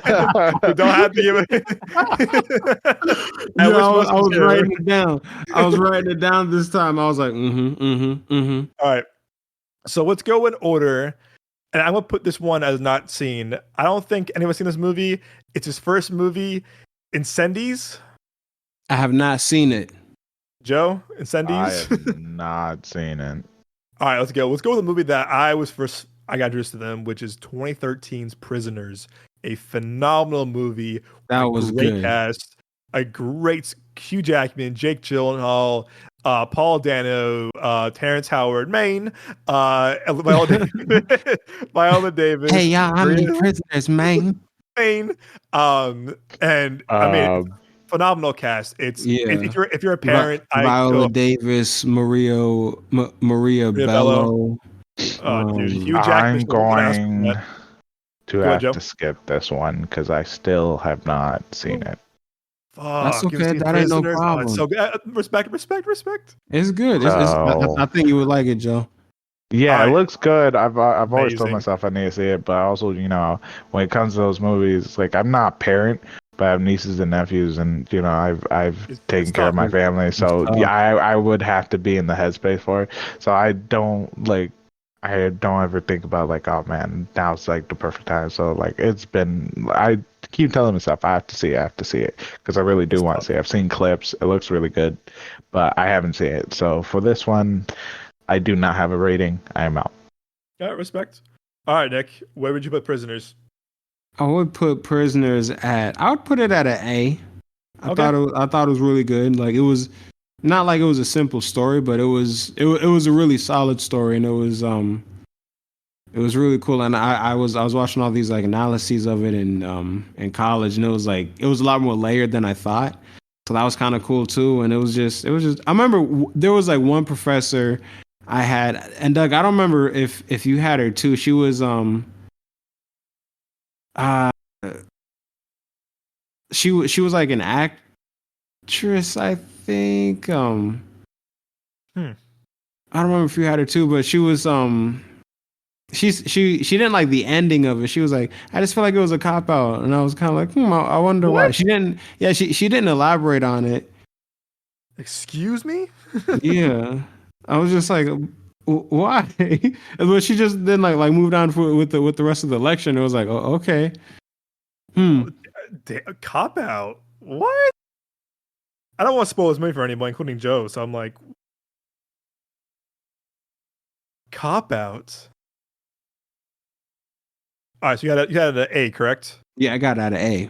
All right, I have it as an S, but given the rating of the game for our listeners, a tier list, we have the rankings, and if we disagree on a movie, and one of our hosts has a lower rating, that automatically brings down the review of the movie. So I had an S, make it had an A, so now goes down to an A, which I'm fine with. I love Prisoners. I remember seeing it with our friend Given opening weekend, and I was just blown away by this movie because I was like, holy shit, this movie's it got me, and I was like, oh my god, like who is this director? Deakins as cinematographer, phenomenal performances, and it sticks with you 10 years later. It's a phenomenal movie, but to your point, Nick, right? It's a tough watch. It's a tough watch if you're a parent. If you have nieces or nephews, it is a very hard watch. But man, oh man, the performances in this are just phenomenal, and it's a thrilling movie. The way it moves too has one of the best paces ever. So okay, we have Prisoners at an A. All right, next we have 2015. Oh no, sorry. Excuse me, we have 2013, 2014. It was a weird movie that came out when it came out. It was a little limited release. Is Enemy. Joe, have you seen Enemy before? Ooh. Enemy. Let me look this up. Jake Gyllenhaal. I don't want to spoil it. It's basically this guy, kind of nobody guy. I think he's a professor. Finds out he has a doppelganger who's an actor. Yeah, that's an A for me. I have never seen Enemy. Never even heard of it. You gotta watch it. You gotta do it, Joe. You gotta do it. I watched it for the first time recently, so I'm gonna give it a B, just because. Okay. Honestly, Nick, when I see you tomorrow, I might have you explain maybe the ending to me, because to this day I'm kind of like, say, I got you, bro. I got you. I got you. I got you. I got you. Say less. Say less. I've been prepared for this since I seen it all those years ago. You're very good at explaining movies to me when I'm like, huh? And so is Joe too. But like, given college, you break down things for me where I'm like, oh, okay, that makes sense. I got you. Say less. Bro, so, fuck you too, then, nigga. Damn. No. So it's good, but I will put it as a B for things. I think it's not as good as I want it to be, but still a very good movie. So we're gonna put it. You get an A, I'm giving it a B. We're gonna put it at a B. So we have Prisoners at an A. We have Enemy at a B. All right, we have 2015 Sicario, a really intense movie, great cast, great cinematography by Deakins again. That border scene is incredible. The Arizona-Mexico border scene is ridiculous. You're talking about again, I have to back out because I've never. No, I'm joking. I've seen this. I was about to say, like, wait, what? Yeah, we talked about it. I saw it with you. I was like, bro. Hold on, wait a minute. Am I tripping? I was like, wait a second. I have seen this one, yeah. All right, where you putting it, Joe? What's the highest tier? S for masterpiece. I'm gonna put it as an S. Okay, all right. Yeah, I'm gonna put it the first one, right? The first Sicario. Yeah, because he only did the first one. Yeah. Okay, yeah. Then I'm gonna put it as an S. Yeah. All right, Nick, where'd you put it? I think I'm gonna put it at an A. I'm gonna put it at an A. Yeah, I'm gonna put an A too. So sorry, Joe. Our 2 A's bring down your S to an A. Still a very good spot. Still a very good spot. It could be an F, like the King's Man. If you haven't heard our Matthew Vaughn tier list, it's a fun one. We had Moses on the show too. We had a good laugh during that episode. All right, so we have Sicario at an A. All right, a movie that I'll probably get some pushback on. This is Nick's movie. Nick loves this movie. I think you do too, Joe. Maybe have you seen Arrival? Arrival, 2016 Arrival. yes, I S did see that this S S. past a few months ago, like probably 2, 3 months ago. A few months ago. Yeah, That's That's what next you think movie. about it though. I'm curious because I love it, man. That's S tier for me. that's an F tier for me. Nah, fucking, Ooh. that's S tier. Nah, I can tell no, you it's said S really or S. good. Not I was like, I'm gonna just assume Yeah, you said S. dude. But Yeah, no, it's an S. They did. It was amazing. It really yeah, was. Doug talked about it for a very long time, but I never saw it on something I could watch it You on. said S, correct, Joe? Yes. So yeah, I think it's an S because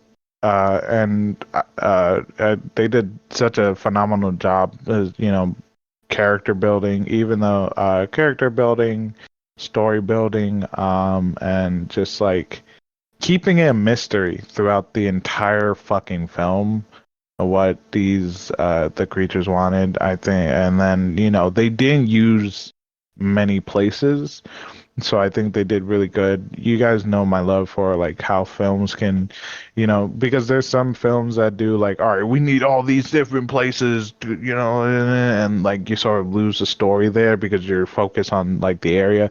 This they use like very minimal space, and I think they did really good like that.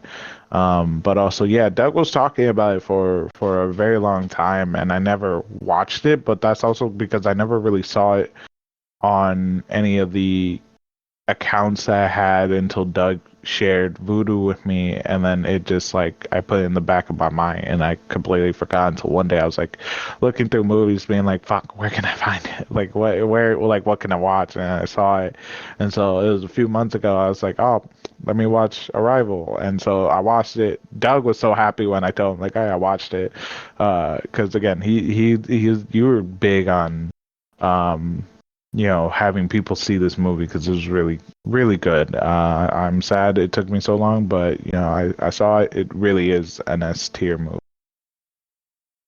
I think you might, because I'm gonna give this movie a C, so it might be a different movie. oh whoa. It might be a different movie. Yeah, Okay. I know. Shame, No, shame you on good. I me. respect it. I respect it. I think I haven't watched it in a long time. I gotta watch it again. I think my love for Sicario and Prisoners kind of like, I think I was comparing this movie to those two. Um, I think I told Joe Really, to watch. because you every time you told me about this movie, all you said were good things. So I'm so lost on this. But all right. It might have been a different movie because I remember walking out. I was like, it was cool. I didn't love it the way that might have been Blade Runner because I was like No, obsessed. no, it was definitely I would, you know, I'm not saying like you're obsessed, but you always said it was a really good movie, and you always told like you told me like this is definitely a good movie. You should definitely check it out. It was one of those movies that you told me to check out, and I don't know, you always had good things to say about it. So yeah. This I think is a different movie, my friend. I would agree to disagree because I walked out. I was like, it was fine. I gotta watch it again. I I liked the certain parts of it. I think it's filmed real well too, as all his movies are. But I know it's been a while. And it might grow on me. I gotta watch it. I think I own it. I do own it. But I gotta watch Yeah, it you do again. own it. I gotta watch it again because I was like, I was a little underwhelmed with it. Also, I saw it with, who I saw it with, Nick? I saw it with Big Isaac. Randomly. I know that was a And bad experience. I know that was a bad movie watching experience. well, because there's the movie, all I heard, I'm like, who's snoring? And the guy next to me, Big Isaac, was snoring. Damn. Jesus. And I You was don't like, appreciate cinema. huh? So, go ahead, Joe. And that just reminds me, man, I'm starting to get like my dad sometimes. I'm too tired. I'll still go at movie and try I'll wake myself up. I'm like, fuck, dude, I can't can't be sleeping like my dad now. No, too much. Yeah, no, but I be drinking like energy drinks before I go see a movie, especially long ones. Cause man, your boy tired. I'm old, man. I'm Boy needs sleep. 27, turning 28. Yeah, I'm getting older. Life has been beating my ass. So oh. yeah, like a Sure. motherfucker. Yeah, Like like my Sharkeisha. mama back in the day, to chasing me with the belt all over the house. Whoop my ass. Anyways, All right, so we got okay. So yeah, I gotta rewatch it. It's been a while, but I'm gonna give it a C. But you guys give it an S. Unfortunately, my so brings it down to an A. Still an A. Still an yeah, A. man, Still an stunning. A. So Still an A. Sicario and So we Arrival got are A. God. we got Prisoners as an A, Sicario an A, Arrival an A, Enemy at a B. And the next one I think we're all going to be agreeing on, and this is a masterpiece that is Blade S Runner tier. 2049. S tier. That S was tier. his We S already magnum tier. know. opus. S S tier. We already know. That was S That's his tier. inception. S tier. That literally is a perfect movie from start to finish. That movie, like I said, changed how I saw movies. Seeing it opening night with Nick and IMAX opened my eyes to IMAX, more IMAX, cinematography, storytelling, everything. That movie is a perfect movie. It's a I perfect love movie. that Thank you, Nick. movie. Magnum opus. The acting, the Chef's kiss. score, the atmosphere, bro. Oh my gosh, bro. The way the plot Oh, unfolded, man. It was just it's so good. So good. And also, too, it's why I fell in love. I don't care since on air. It's why I fell in love with Ana de Armas. She is fine. Fine. She is beautiful. Your ass about yeah. to get beat Not by your girl, me. my Oh, guy. she knows this. She knows this. We're good. She knows this, We're but good. that don't mean she's happy Ana about it, de my We're Armas guy. ain't good. She knowing about to to me No, whoop your respectfully. ass. she she uh I showed Z that movie recently to her, and she goes, "Oh, this is why you love this movie, huh? Because of her." I was like, "Yeah, part of the reason why." More for Ryan Gosling, and I've been very honest about this too. My first Cuban love is still Joel Kinnaman. Don't worry about that. My second love Facts. is Ana de Armas. Um, but yeah. So okay, we all are S tier. I think it's a perfect movie. It's a movie that should have done better in the box office. And I think it's one of the best sequels ever made, and it's so good on its own. It's a literally just chef's Yes, kiss. indeed. Alrighty. Next up, we have again Dune Part One came out in S tier. 2021. Oh, sorry. Joe, S tier. Okay, S. No. Go next. S tier. What I think? What No, give it S S tier tier? because it was like okay, I was familiar with the Dune story, but it seemed like I was kind of like you and Lord of the Rings, where it's like people keep kind of saying it's a big story, but I'm not really like seeing it like that. Like I don't really like know anything about it, so like Right. I seen like reviews on like movies about it and like breakdowns of the books and everything like that, and I was like, well, okay, it's a cool story, but it's like I'm still not really getting it. And I know that they made Right. the movie with David Lynch, or David Lynch had directed it. And then there was like another movie that I forget the director's name, but had he made it, it would have been like 14 hours long. And I'm like, Oh that yeah. is incredibly fascinating to me. And then news came out, Denis Villeneuve is directing Dune. So that because I love Arrival, I love Blade Runner 2049. So that really interested me. And I was like, okay, so maybe this kind of is like a big deal or something like that. And then the cast kept coming out: Timothy Chalamet, Zendaya, Rebecca Ferguson, Dave Bautista, Oscar Isaac, Josh Brolin. I think I was not Bill Skarsgård, Stellan Skarsgård. Pardon me, and and so on and so forth. So I was like, okay, wow. This is like really really interesting. And um, the movie was just like everything about it, like visually was fantastic, the audio was fantastic, how they kind of like blended, how they did his ability, the voice, I think it was called.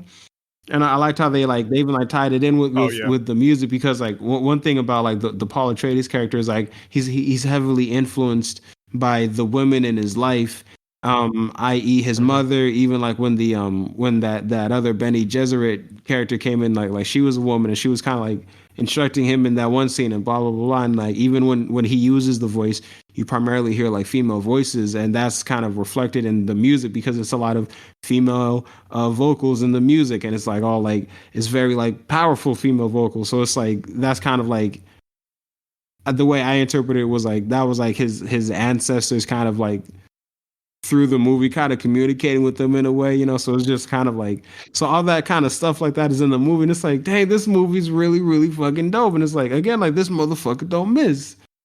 So it was just like, yeah, and it was just like, it was fantastic. Like, it was just like, again, like, it didn't feel like a movie. It felt like a film. Like, it just felt like such like this grand cinematic experience. And like you said it earlier, like, everything about it was on point. Everything about it was perfect, So I just loved it. So that's why it's S tier for me. That's fair. All right, nice. Joe. I'm gonna put it in an A, and I'd say above the other films in A, it's a top there. But for me, it's an A, and maybe it's only because I had to see it at home. I wasn't able to see it in theaters. So maybe that's why it wasn't as good of a experience for me. But it is a really amazing film.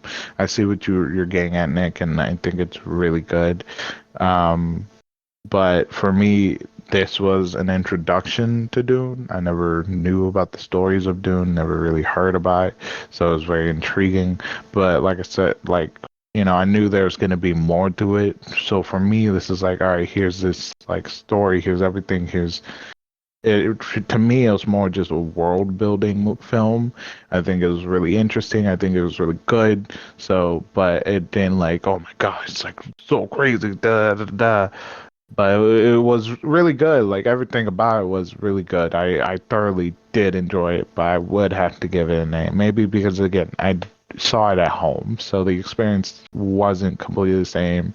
The sound wasn't the same. The atmosphere wasn't the same. So maybe because I saw it at home, maybe that's why I didn't have that same experience. I'm giving this. I'm borderline S and A. I think I'm giving A plus because I do think I'm glad we watched it a month ago. I do like. I like the Dune. I like the first Dune a lot. I really do. I think it's great world building. It's directed really well. I think the pace is a little bit off at times, and that's what kind of keeps me from giving it a full S. It's still it's an A plus for me. So it's tough. I didn't know we could do that, so I'll give it an A plus as well. No, there's no A plus or B plus tier. It's A plus is basically an A, but like it's you and I are very similar. Like, we're put up there. So I think, again, since Nick had an S, we had A. That goes down to an A. I think is a very fair. Yeah, that's solid. Yeah, that's a solid one right there. Yeah. All right, Nick. Since you and I have seen the part 2, we heard our review. We're gonna put Dune part 2. I'm gonna put it at an S. I'm gonna put it out there too, because there was, like, I'm not gonna spoil anything. There was like one scene with Paul, kind of towards like the middle-ish end, where it was like, this was like after he had kind of like made his choice, and it was like, I was like, ooh, like, I was kind of like, it was dope. It was dope. Just kind of like how everything was like worded and phrased, and especially performed. So it was like that definitely helped sell the movie for me. So it's S for me. You know what? My brother, I'm gonna put it. I'm gonna put it with you. I was an S as well. I think it's a bit of a better movie than the first one. I do think I love seeing it. I love the experience of seeing it. I think the pace is way better than the first. I think everyone, minus Timothée Chalamet, does a great job of acting. I do think it's Denis' version of Empire Strikes Back. I really do think and I hope, and I don't doubt he will, but I think he will definitely land the ending with part 3, or what we call Messiah. So yeah, I'll give it an S. I think it's because the experience alone is definitely worth it. I do think just like the black and white, the battle sequences, this movie shot is incredibly well, and I think it's directed incredibly well. Like I said, it's a masterclass in directing, score, and cinematography. So, all right, guys, for our recap, we have right now, and for our listeners, we have at S, The Blade Runner 2049, Dune Part 2. At A, we have Prisoners, Sicario, Arrival, and Dune Part 1. And at B, we have Enemy, and Not Seen is Incendies, his first movie. I think it's in French because he's French Canadian. So I will post this tomorrow on our social media as well, so you'll be able to see this tier list. Also make your own tier list at tiermaker.com.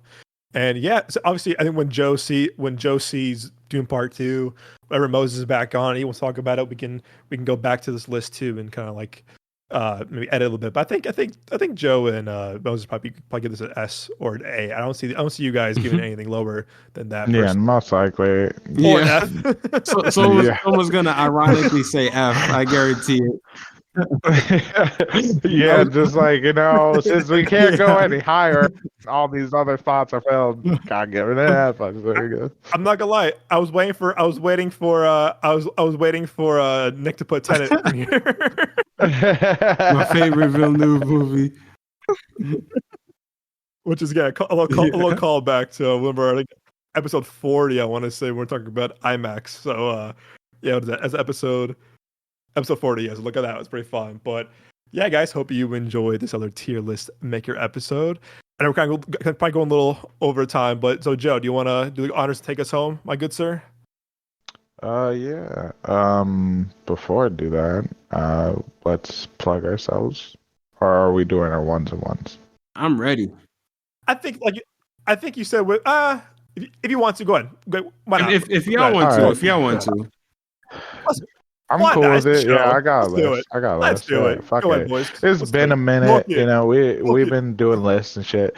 All right. So for the people who just decide to go to our most recent episode, or if far into the future, you decide just to jump into the middle of our podcast, I'm explaining to you. We at the end of each show we do our one and ones.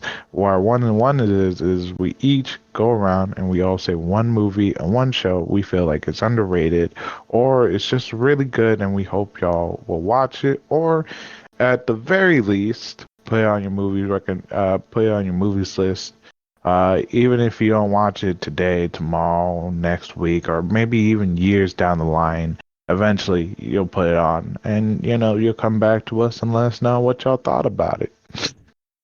That is what we will be doing. So to start us off, Doug, you get the honor of it. Thank you, my good sir. Thank you. Ooh, it's gonna be a tough one, man. I gotta think of a show. I think for a movie, I'm gonna do a movie that I absolutely love, the one that I know I share this love with Joe. And that's The Secret Life of Walter Mitty. I think. Oh man, you want to know something funny? By the way, can I tell the story of what your mom did for me? Yeah, of course, absolutely. So Doug hits me up recently and he goes, "Yo, my mom got you a gift for your birthday / Valentine's Day." I was like, "Oh, what'd you get me?" And he's like, "She got you the Walter Mitty movie." I was like, "What?" He was like, "Yeah." She contacted me. She was like, "Hey, Joel really likes it, right?" And he was like, "Yeah." She was like, "All right," and she got it. And so I was like, "Oh man," I was so like heartwarming because I truly do still love that film. Like I am a big Ben Stiller fan. I love the film because like as a person who has had to like as a person who hasn't very much been able to live my life, I like growing up and still now, but not as much as I used to. Like I used to daydream, so this character really resonated with me. So, but what's funny is after we had that conversation, like 2 days later, I started seeing like Walter Mitty like edits on TikTok and stuff like that, or like Instagram, like just scrolling through the reels. So like I'm just like cracking up because I'm just like we were just talking about this. So yeah, that's what. Sorry to interrupt. Oh, you're good, dude. Found that funny. No, you're good. No, she had an extra copy at her library that she gets movies from. So I was like, oh yeah, definitely Joelle. I love this movie. It's very heartwarming. It's a really feel good movie. It's a movie that came out and unfortunately did not do well at the box office. But Sadly. This movie was made by Fox. When Fox was still Fox, the people at Disney bought them out. So it's a movie of a time that those movies aren't made anymore for the big screen. If they are, they're made for streaming and streaming only. And it's like, man, like I remember seeing this with like you, Sebastian, TJ, some other friends at the time. And I'm just like, man, this is why I go to the movies. It's just a fun movie. It's a great soundtrack, great score, beautiful cinematography. And, Ben Stiller directs the hell out of this movie. He stars in it. Kristen Wiig's good in it. Catherine Hahn's great in it. Sean Penn is good in it. Adam Scott's great in it. It's a great cast.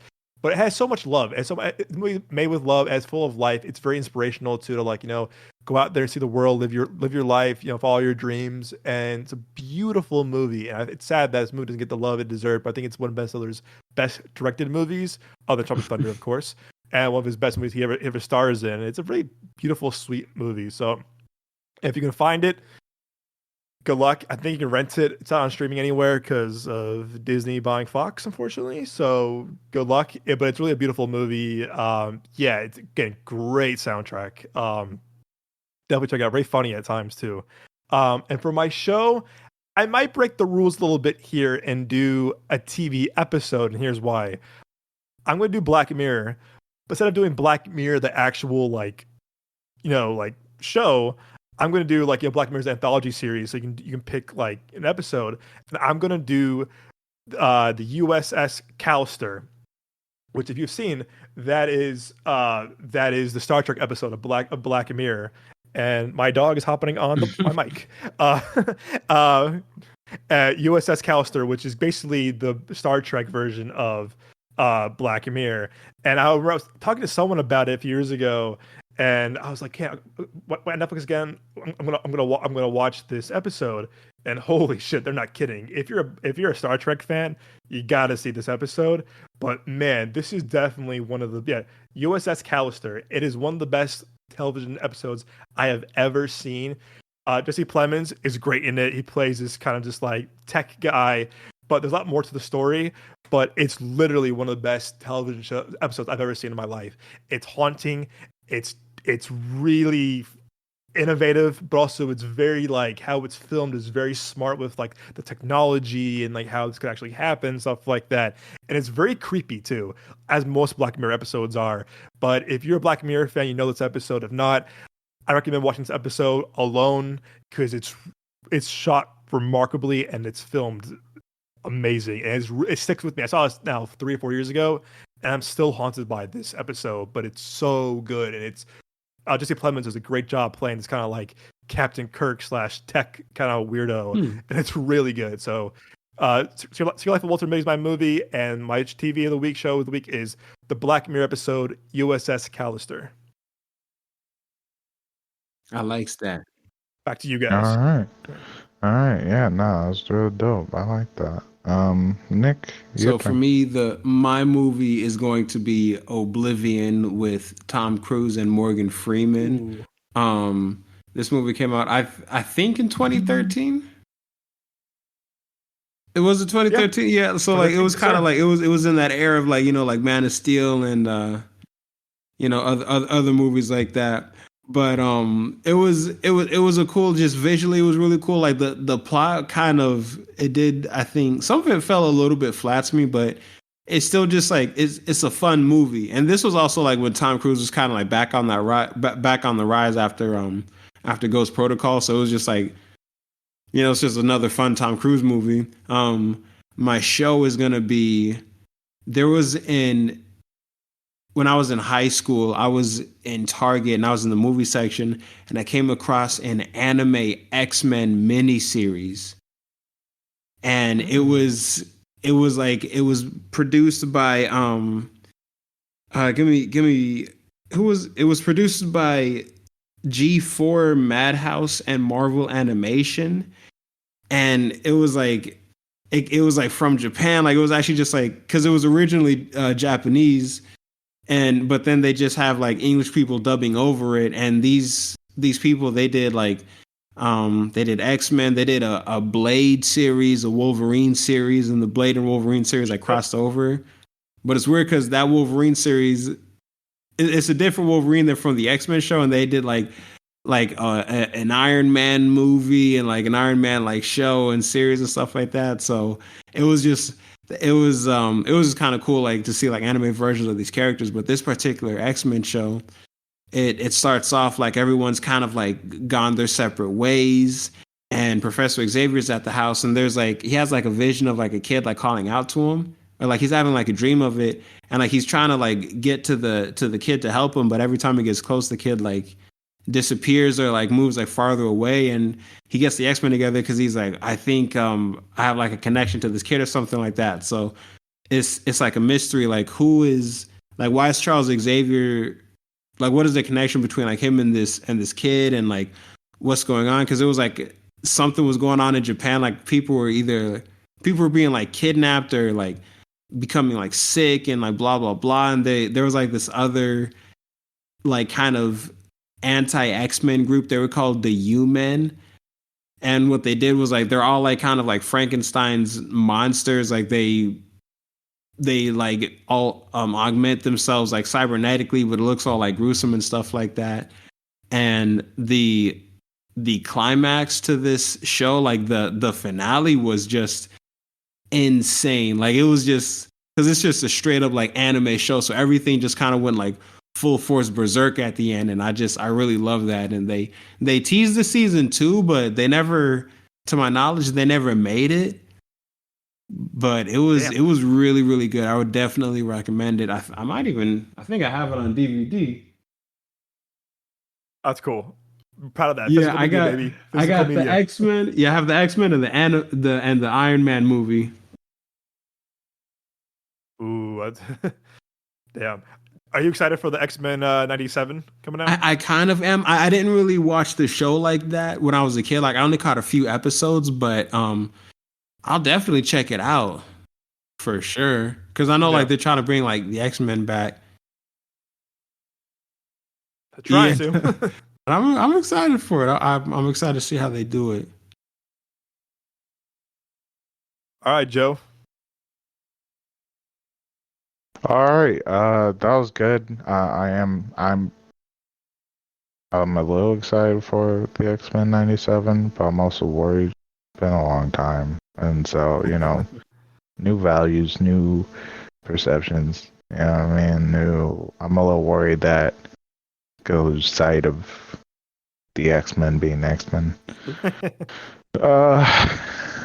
Anyways, that was a good 101. Now it's my turn. I'm gonna start off with the show on Hulu. Really new, but again, Asian, so you do have to read. It's called A Shop for Killers.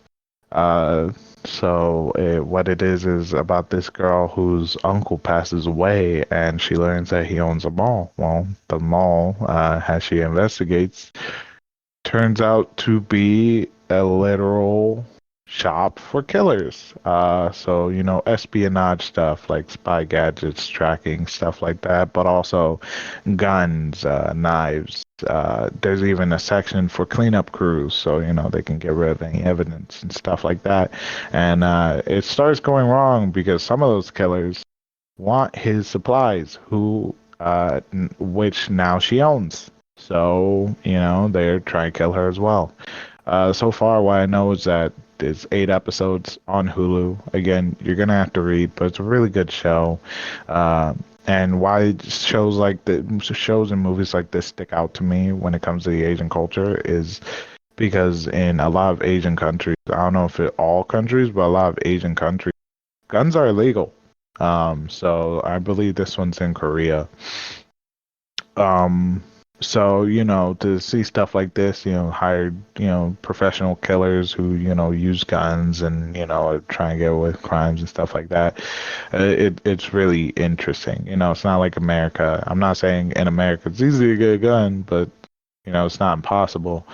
But for when it comes to like countries like this to be able to, have films, stuff like action, stuff like that, it's a little more interesting because of like, oh, this is taboo, I guess, it's like, it's illegal. They can't have guns. So now they have to be like extra, but yeah, I like it. Shop for Killers on Hulu, 8 episodes, an hour long each, but really good. Acting's good, story's great. You'll like it. And for my movie, this one's gonna be a throwback. But I feel like a lot of people need to watch it. Is Good Morning Vietnam. Oh, good movie. Yeah, fantastic movie. I was looking into the films. I was trying to find something not new, but nothing too old. But this one stuck out to me. This one's from 1987. Robin Williams God bless the man. R.I.P. Childhood actor for a lot of us and comedian. His overall smile. I feel like this movie, in a way, just shows who he was. Someone that wanted to make the world smile. So what this movie is about a radio funny guy that gets sent to Vietnam to broadcast on the radio for the American troops. But again, he's all when he starts the radio, every time he yells "Good morning, Vietnam," and he's all about making people laugh and keeping it positive, I guess you could say, and he's exploring Vietnam and like seeing how the war is firsthand. I think it's a really great film, and it's really good and amazing, and for the newer generation who are young and being like, oh, that's an old film and I don't really want to see it, blah blah blah blah. It's a great film. It doesn't matter about the quality. Like, the quality is still good. Just because things are older doesn't mean that they're bad. So definitely do put it on your movie list. It's an amazing film. You're going to love it. It's outstanding, and it will continue to be good even when we have fucking holograms. I'm still gonna fucking watch this movie. So, you know what I mean? So definitely do give it a watch. It's really, really good. Yeah. Yeah. Watch that All one. right. Watch that one YouTube channel. Be like, first time watching Good Morning Vietnam. Get a million views. God damn it, dude. God Into damn. existence. Yeah, I know, dude. If you tell me that, I'm gonna fucking throw my fucking phone You know on what's the gonna floor. happen, bro. Bring some into On existence. God. Oh God, yes. All right. Well, that was our 1-in-1.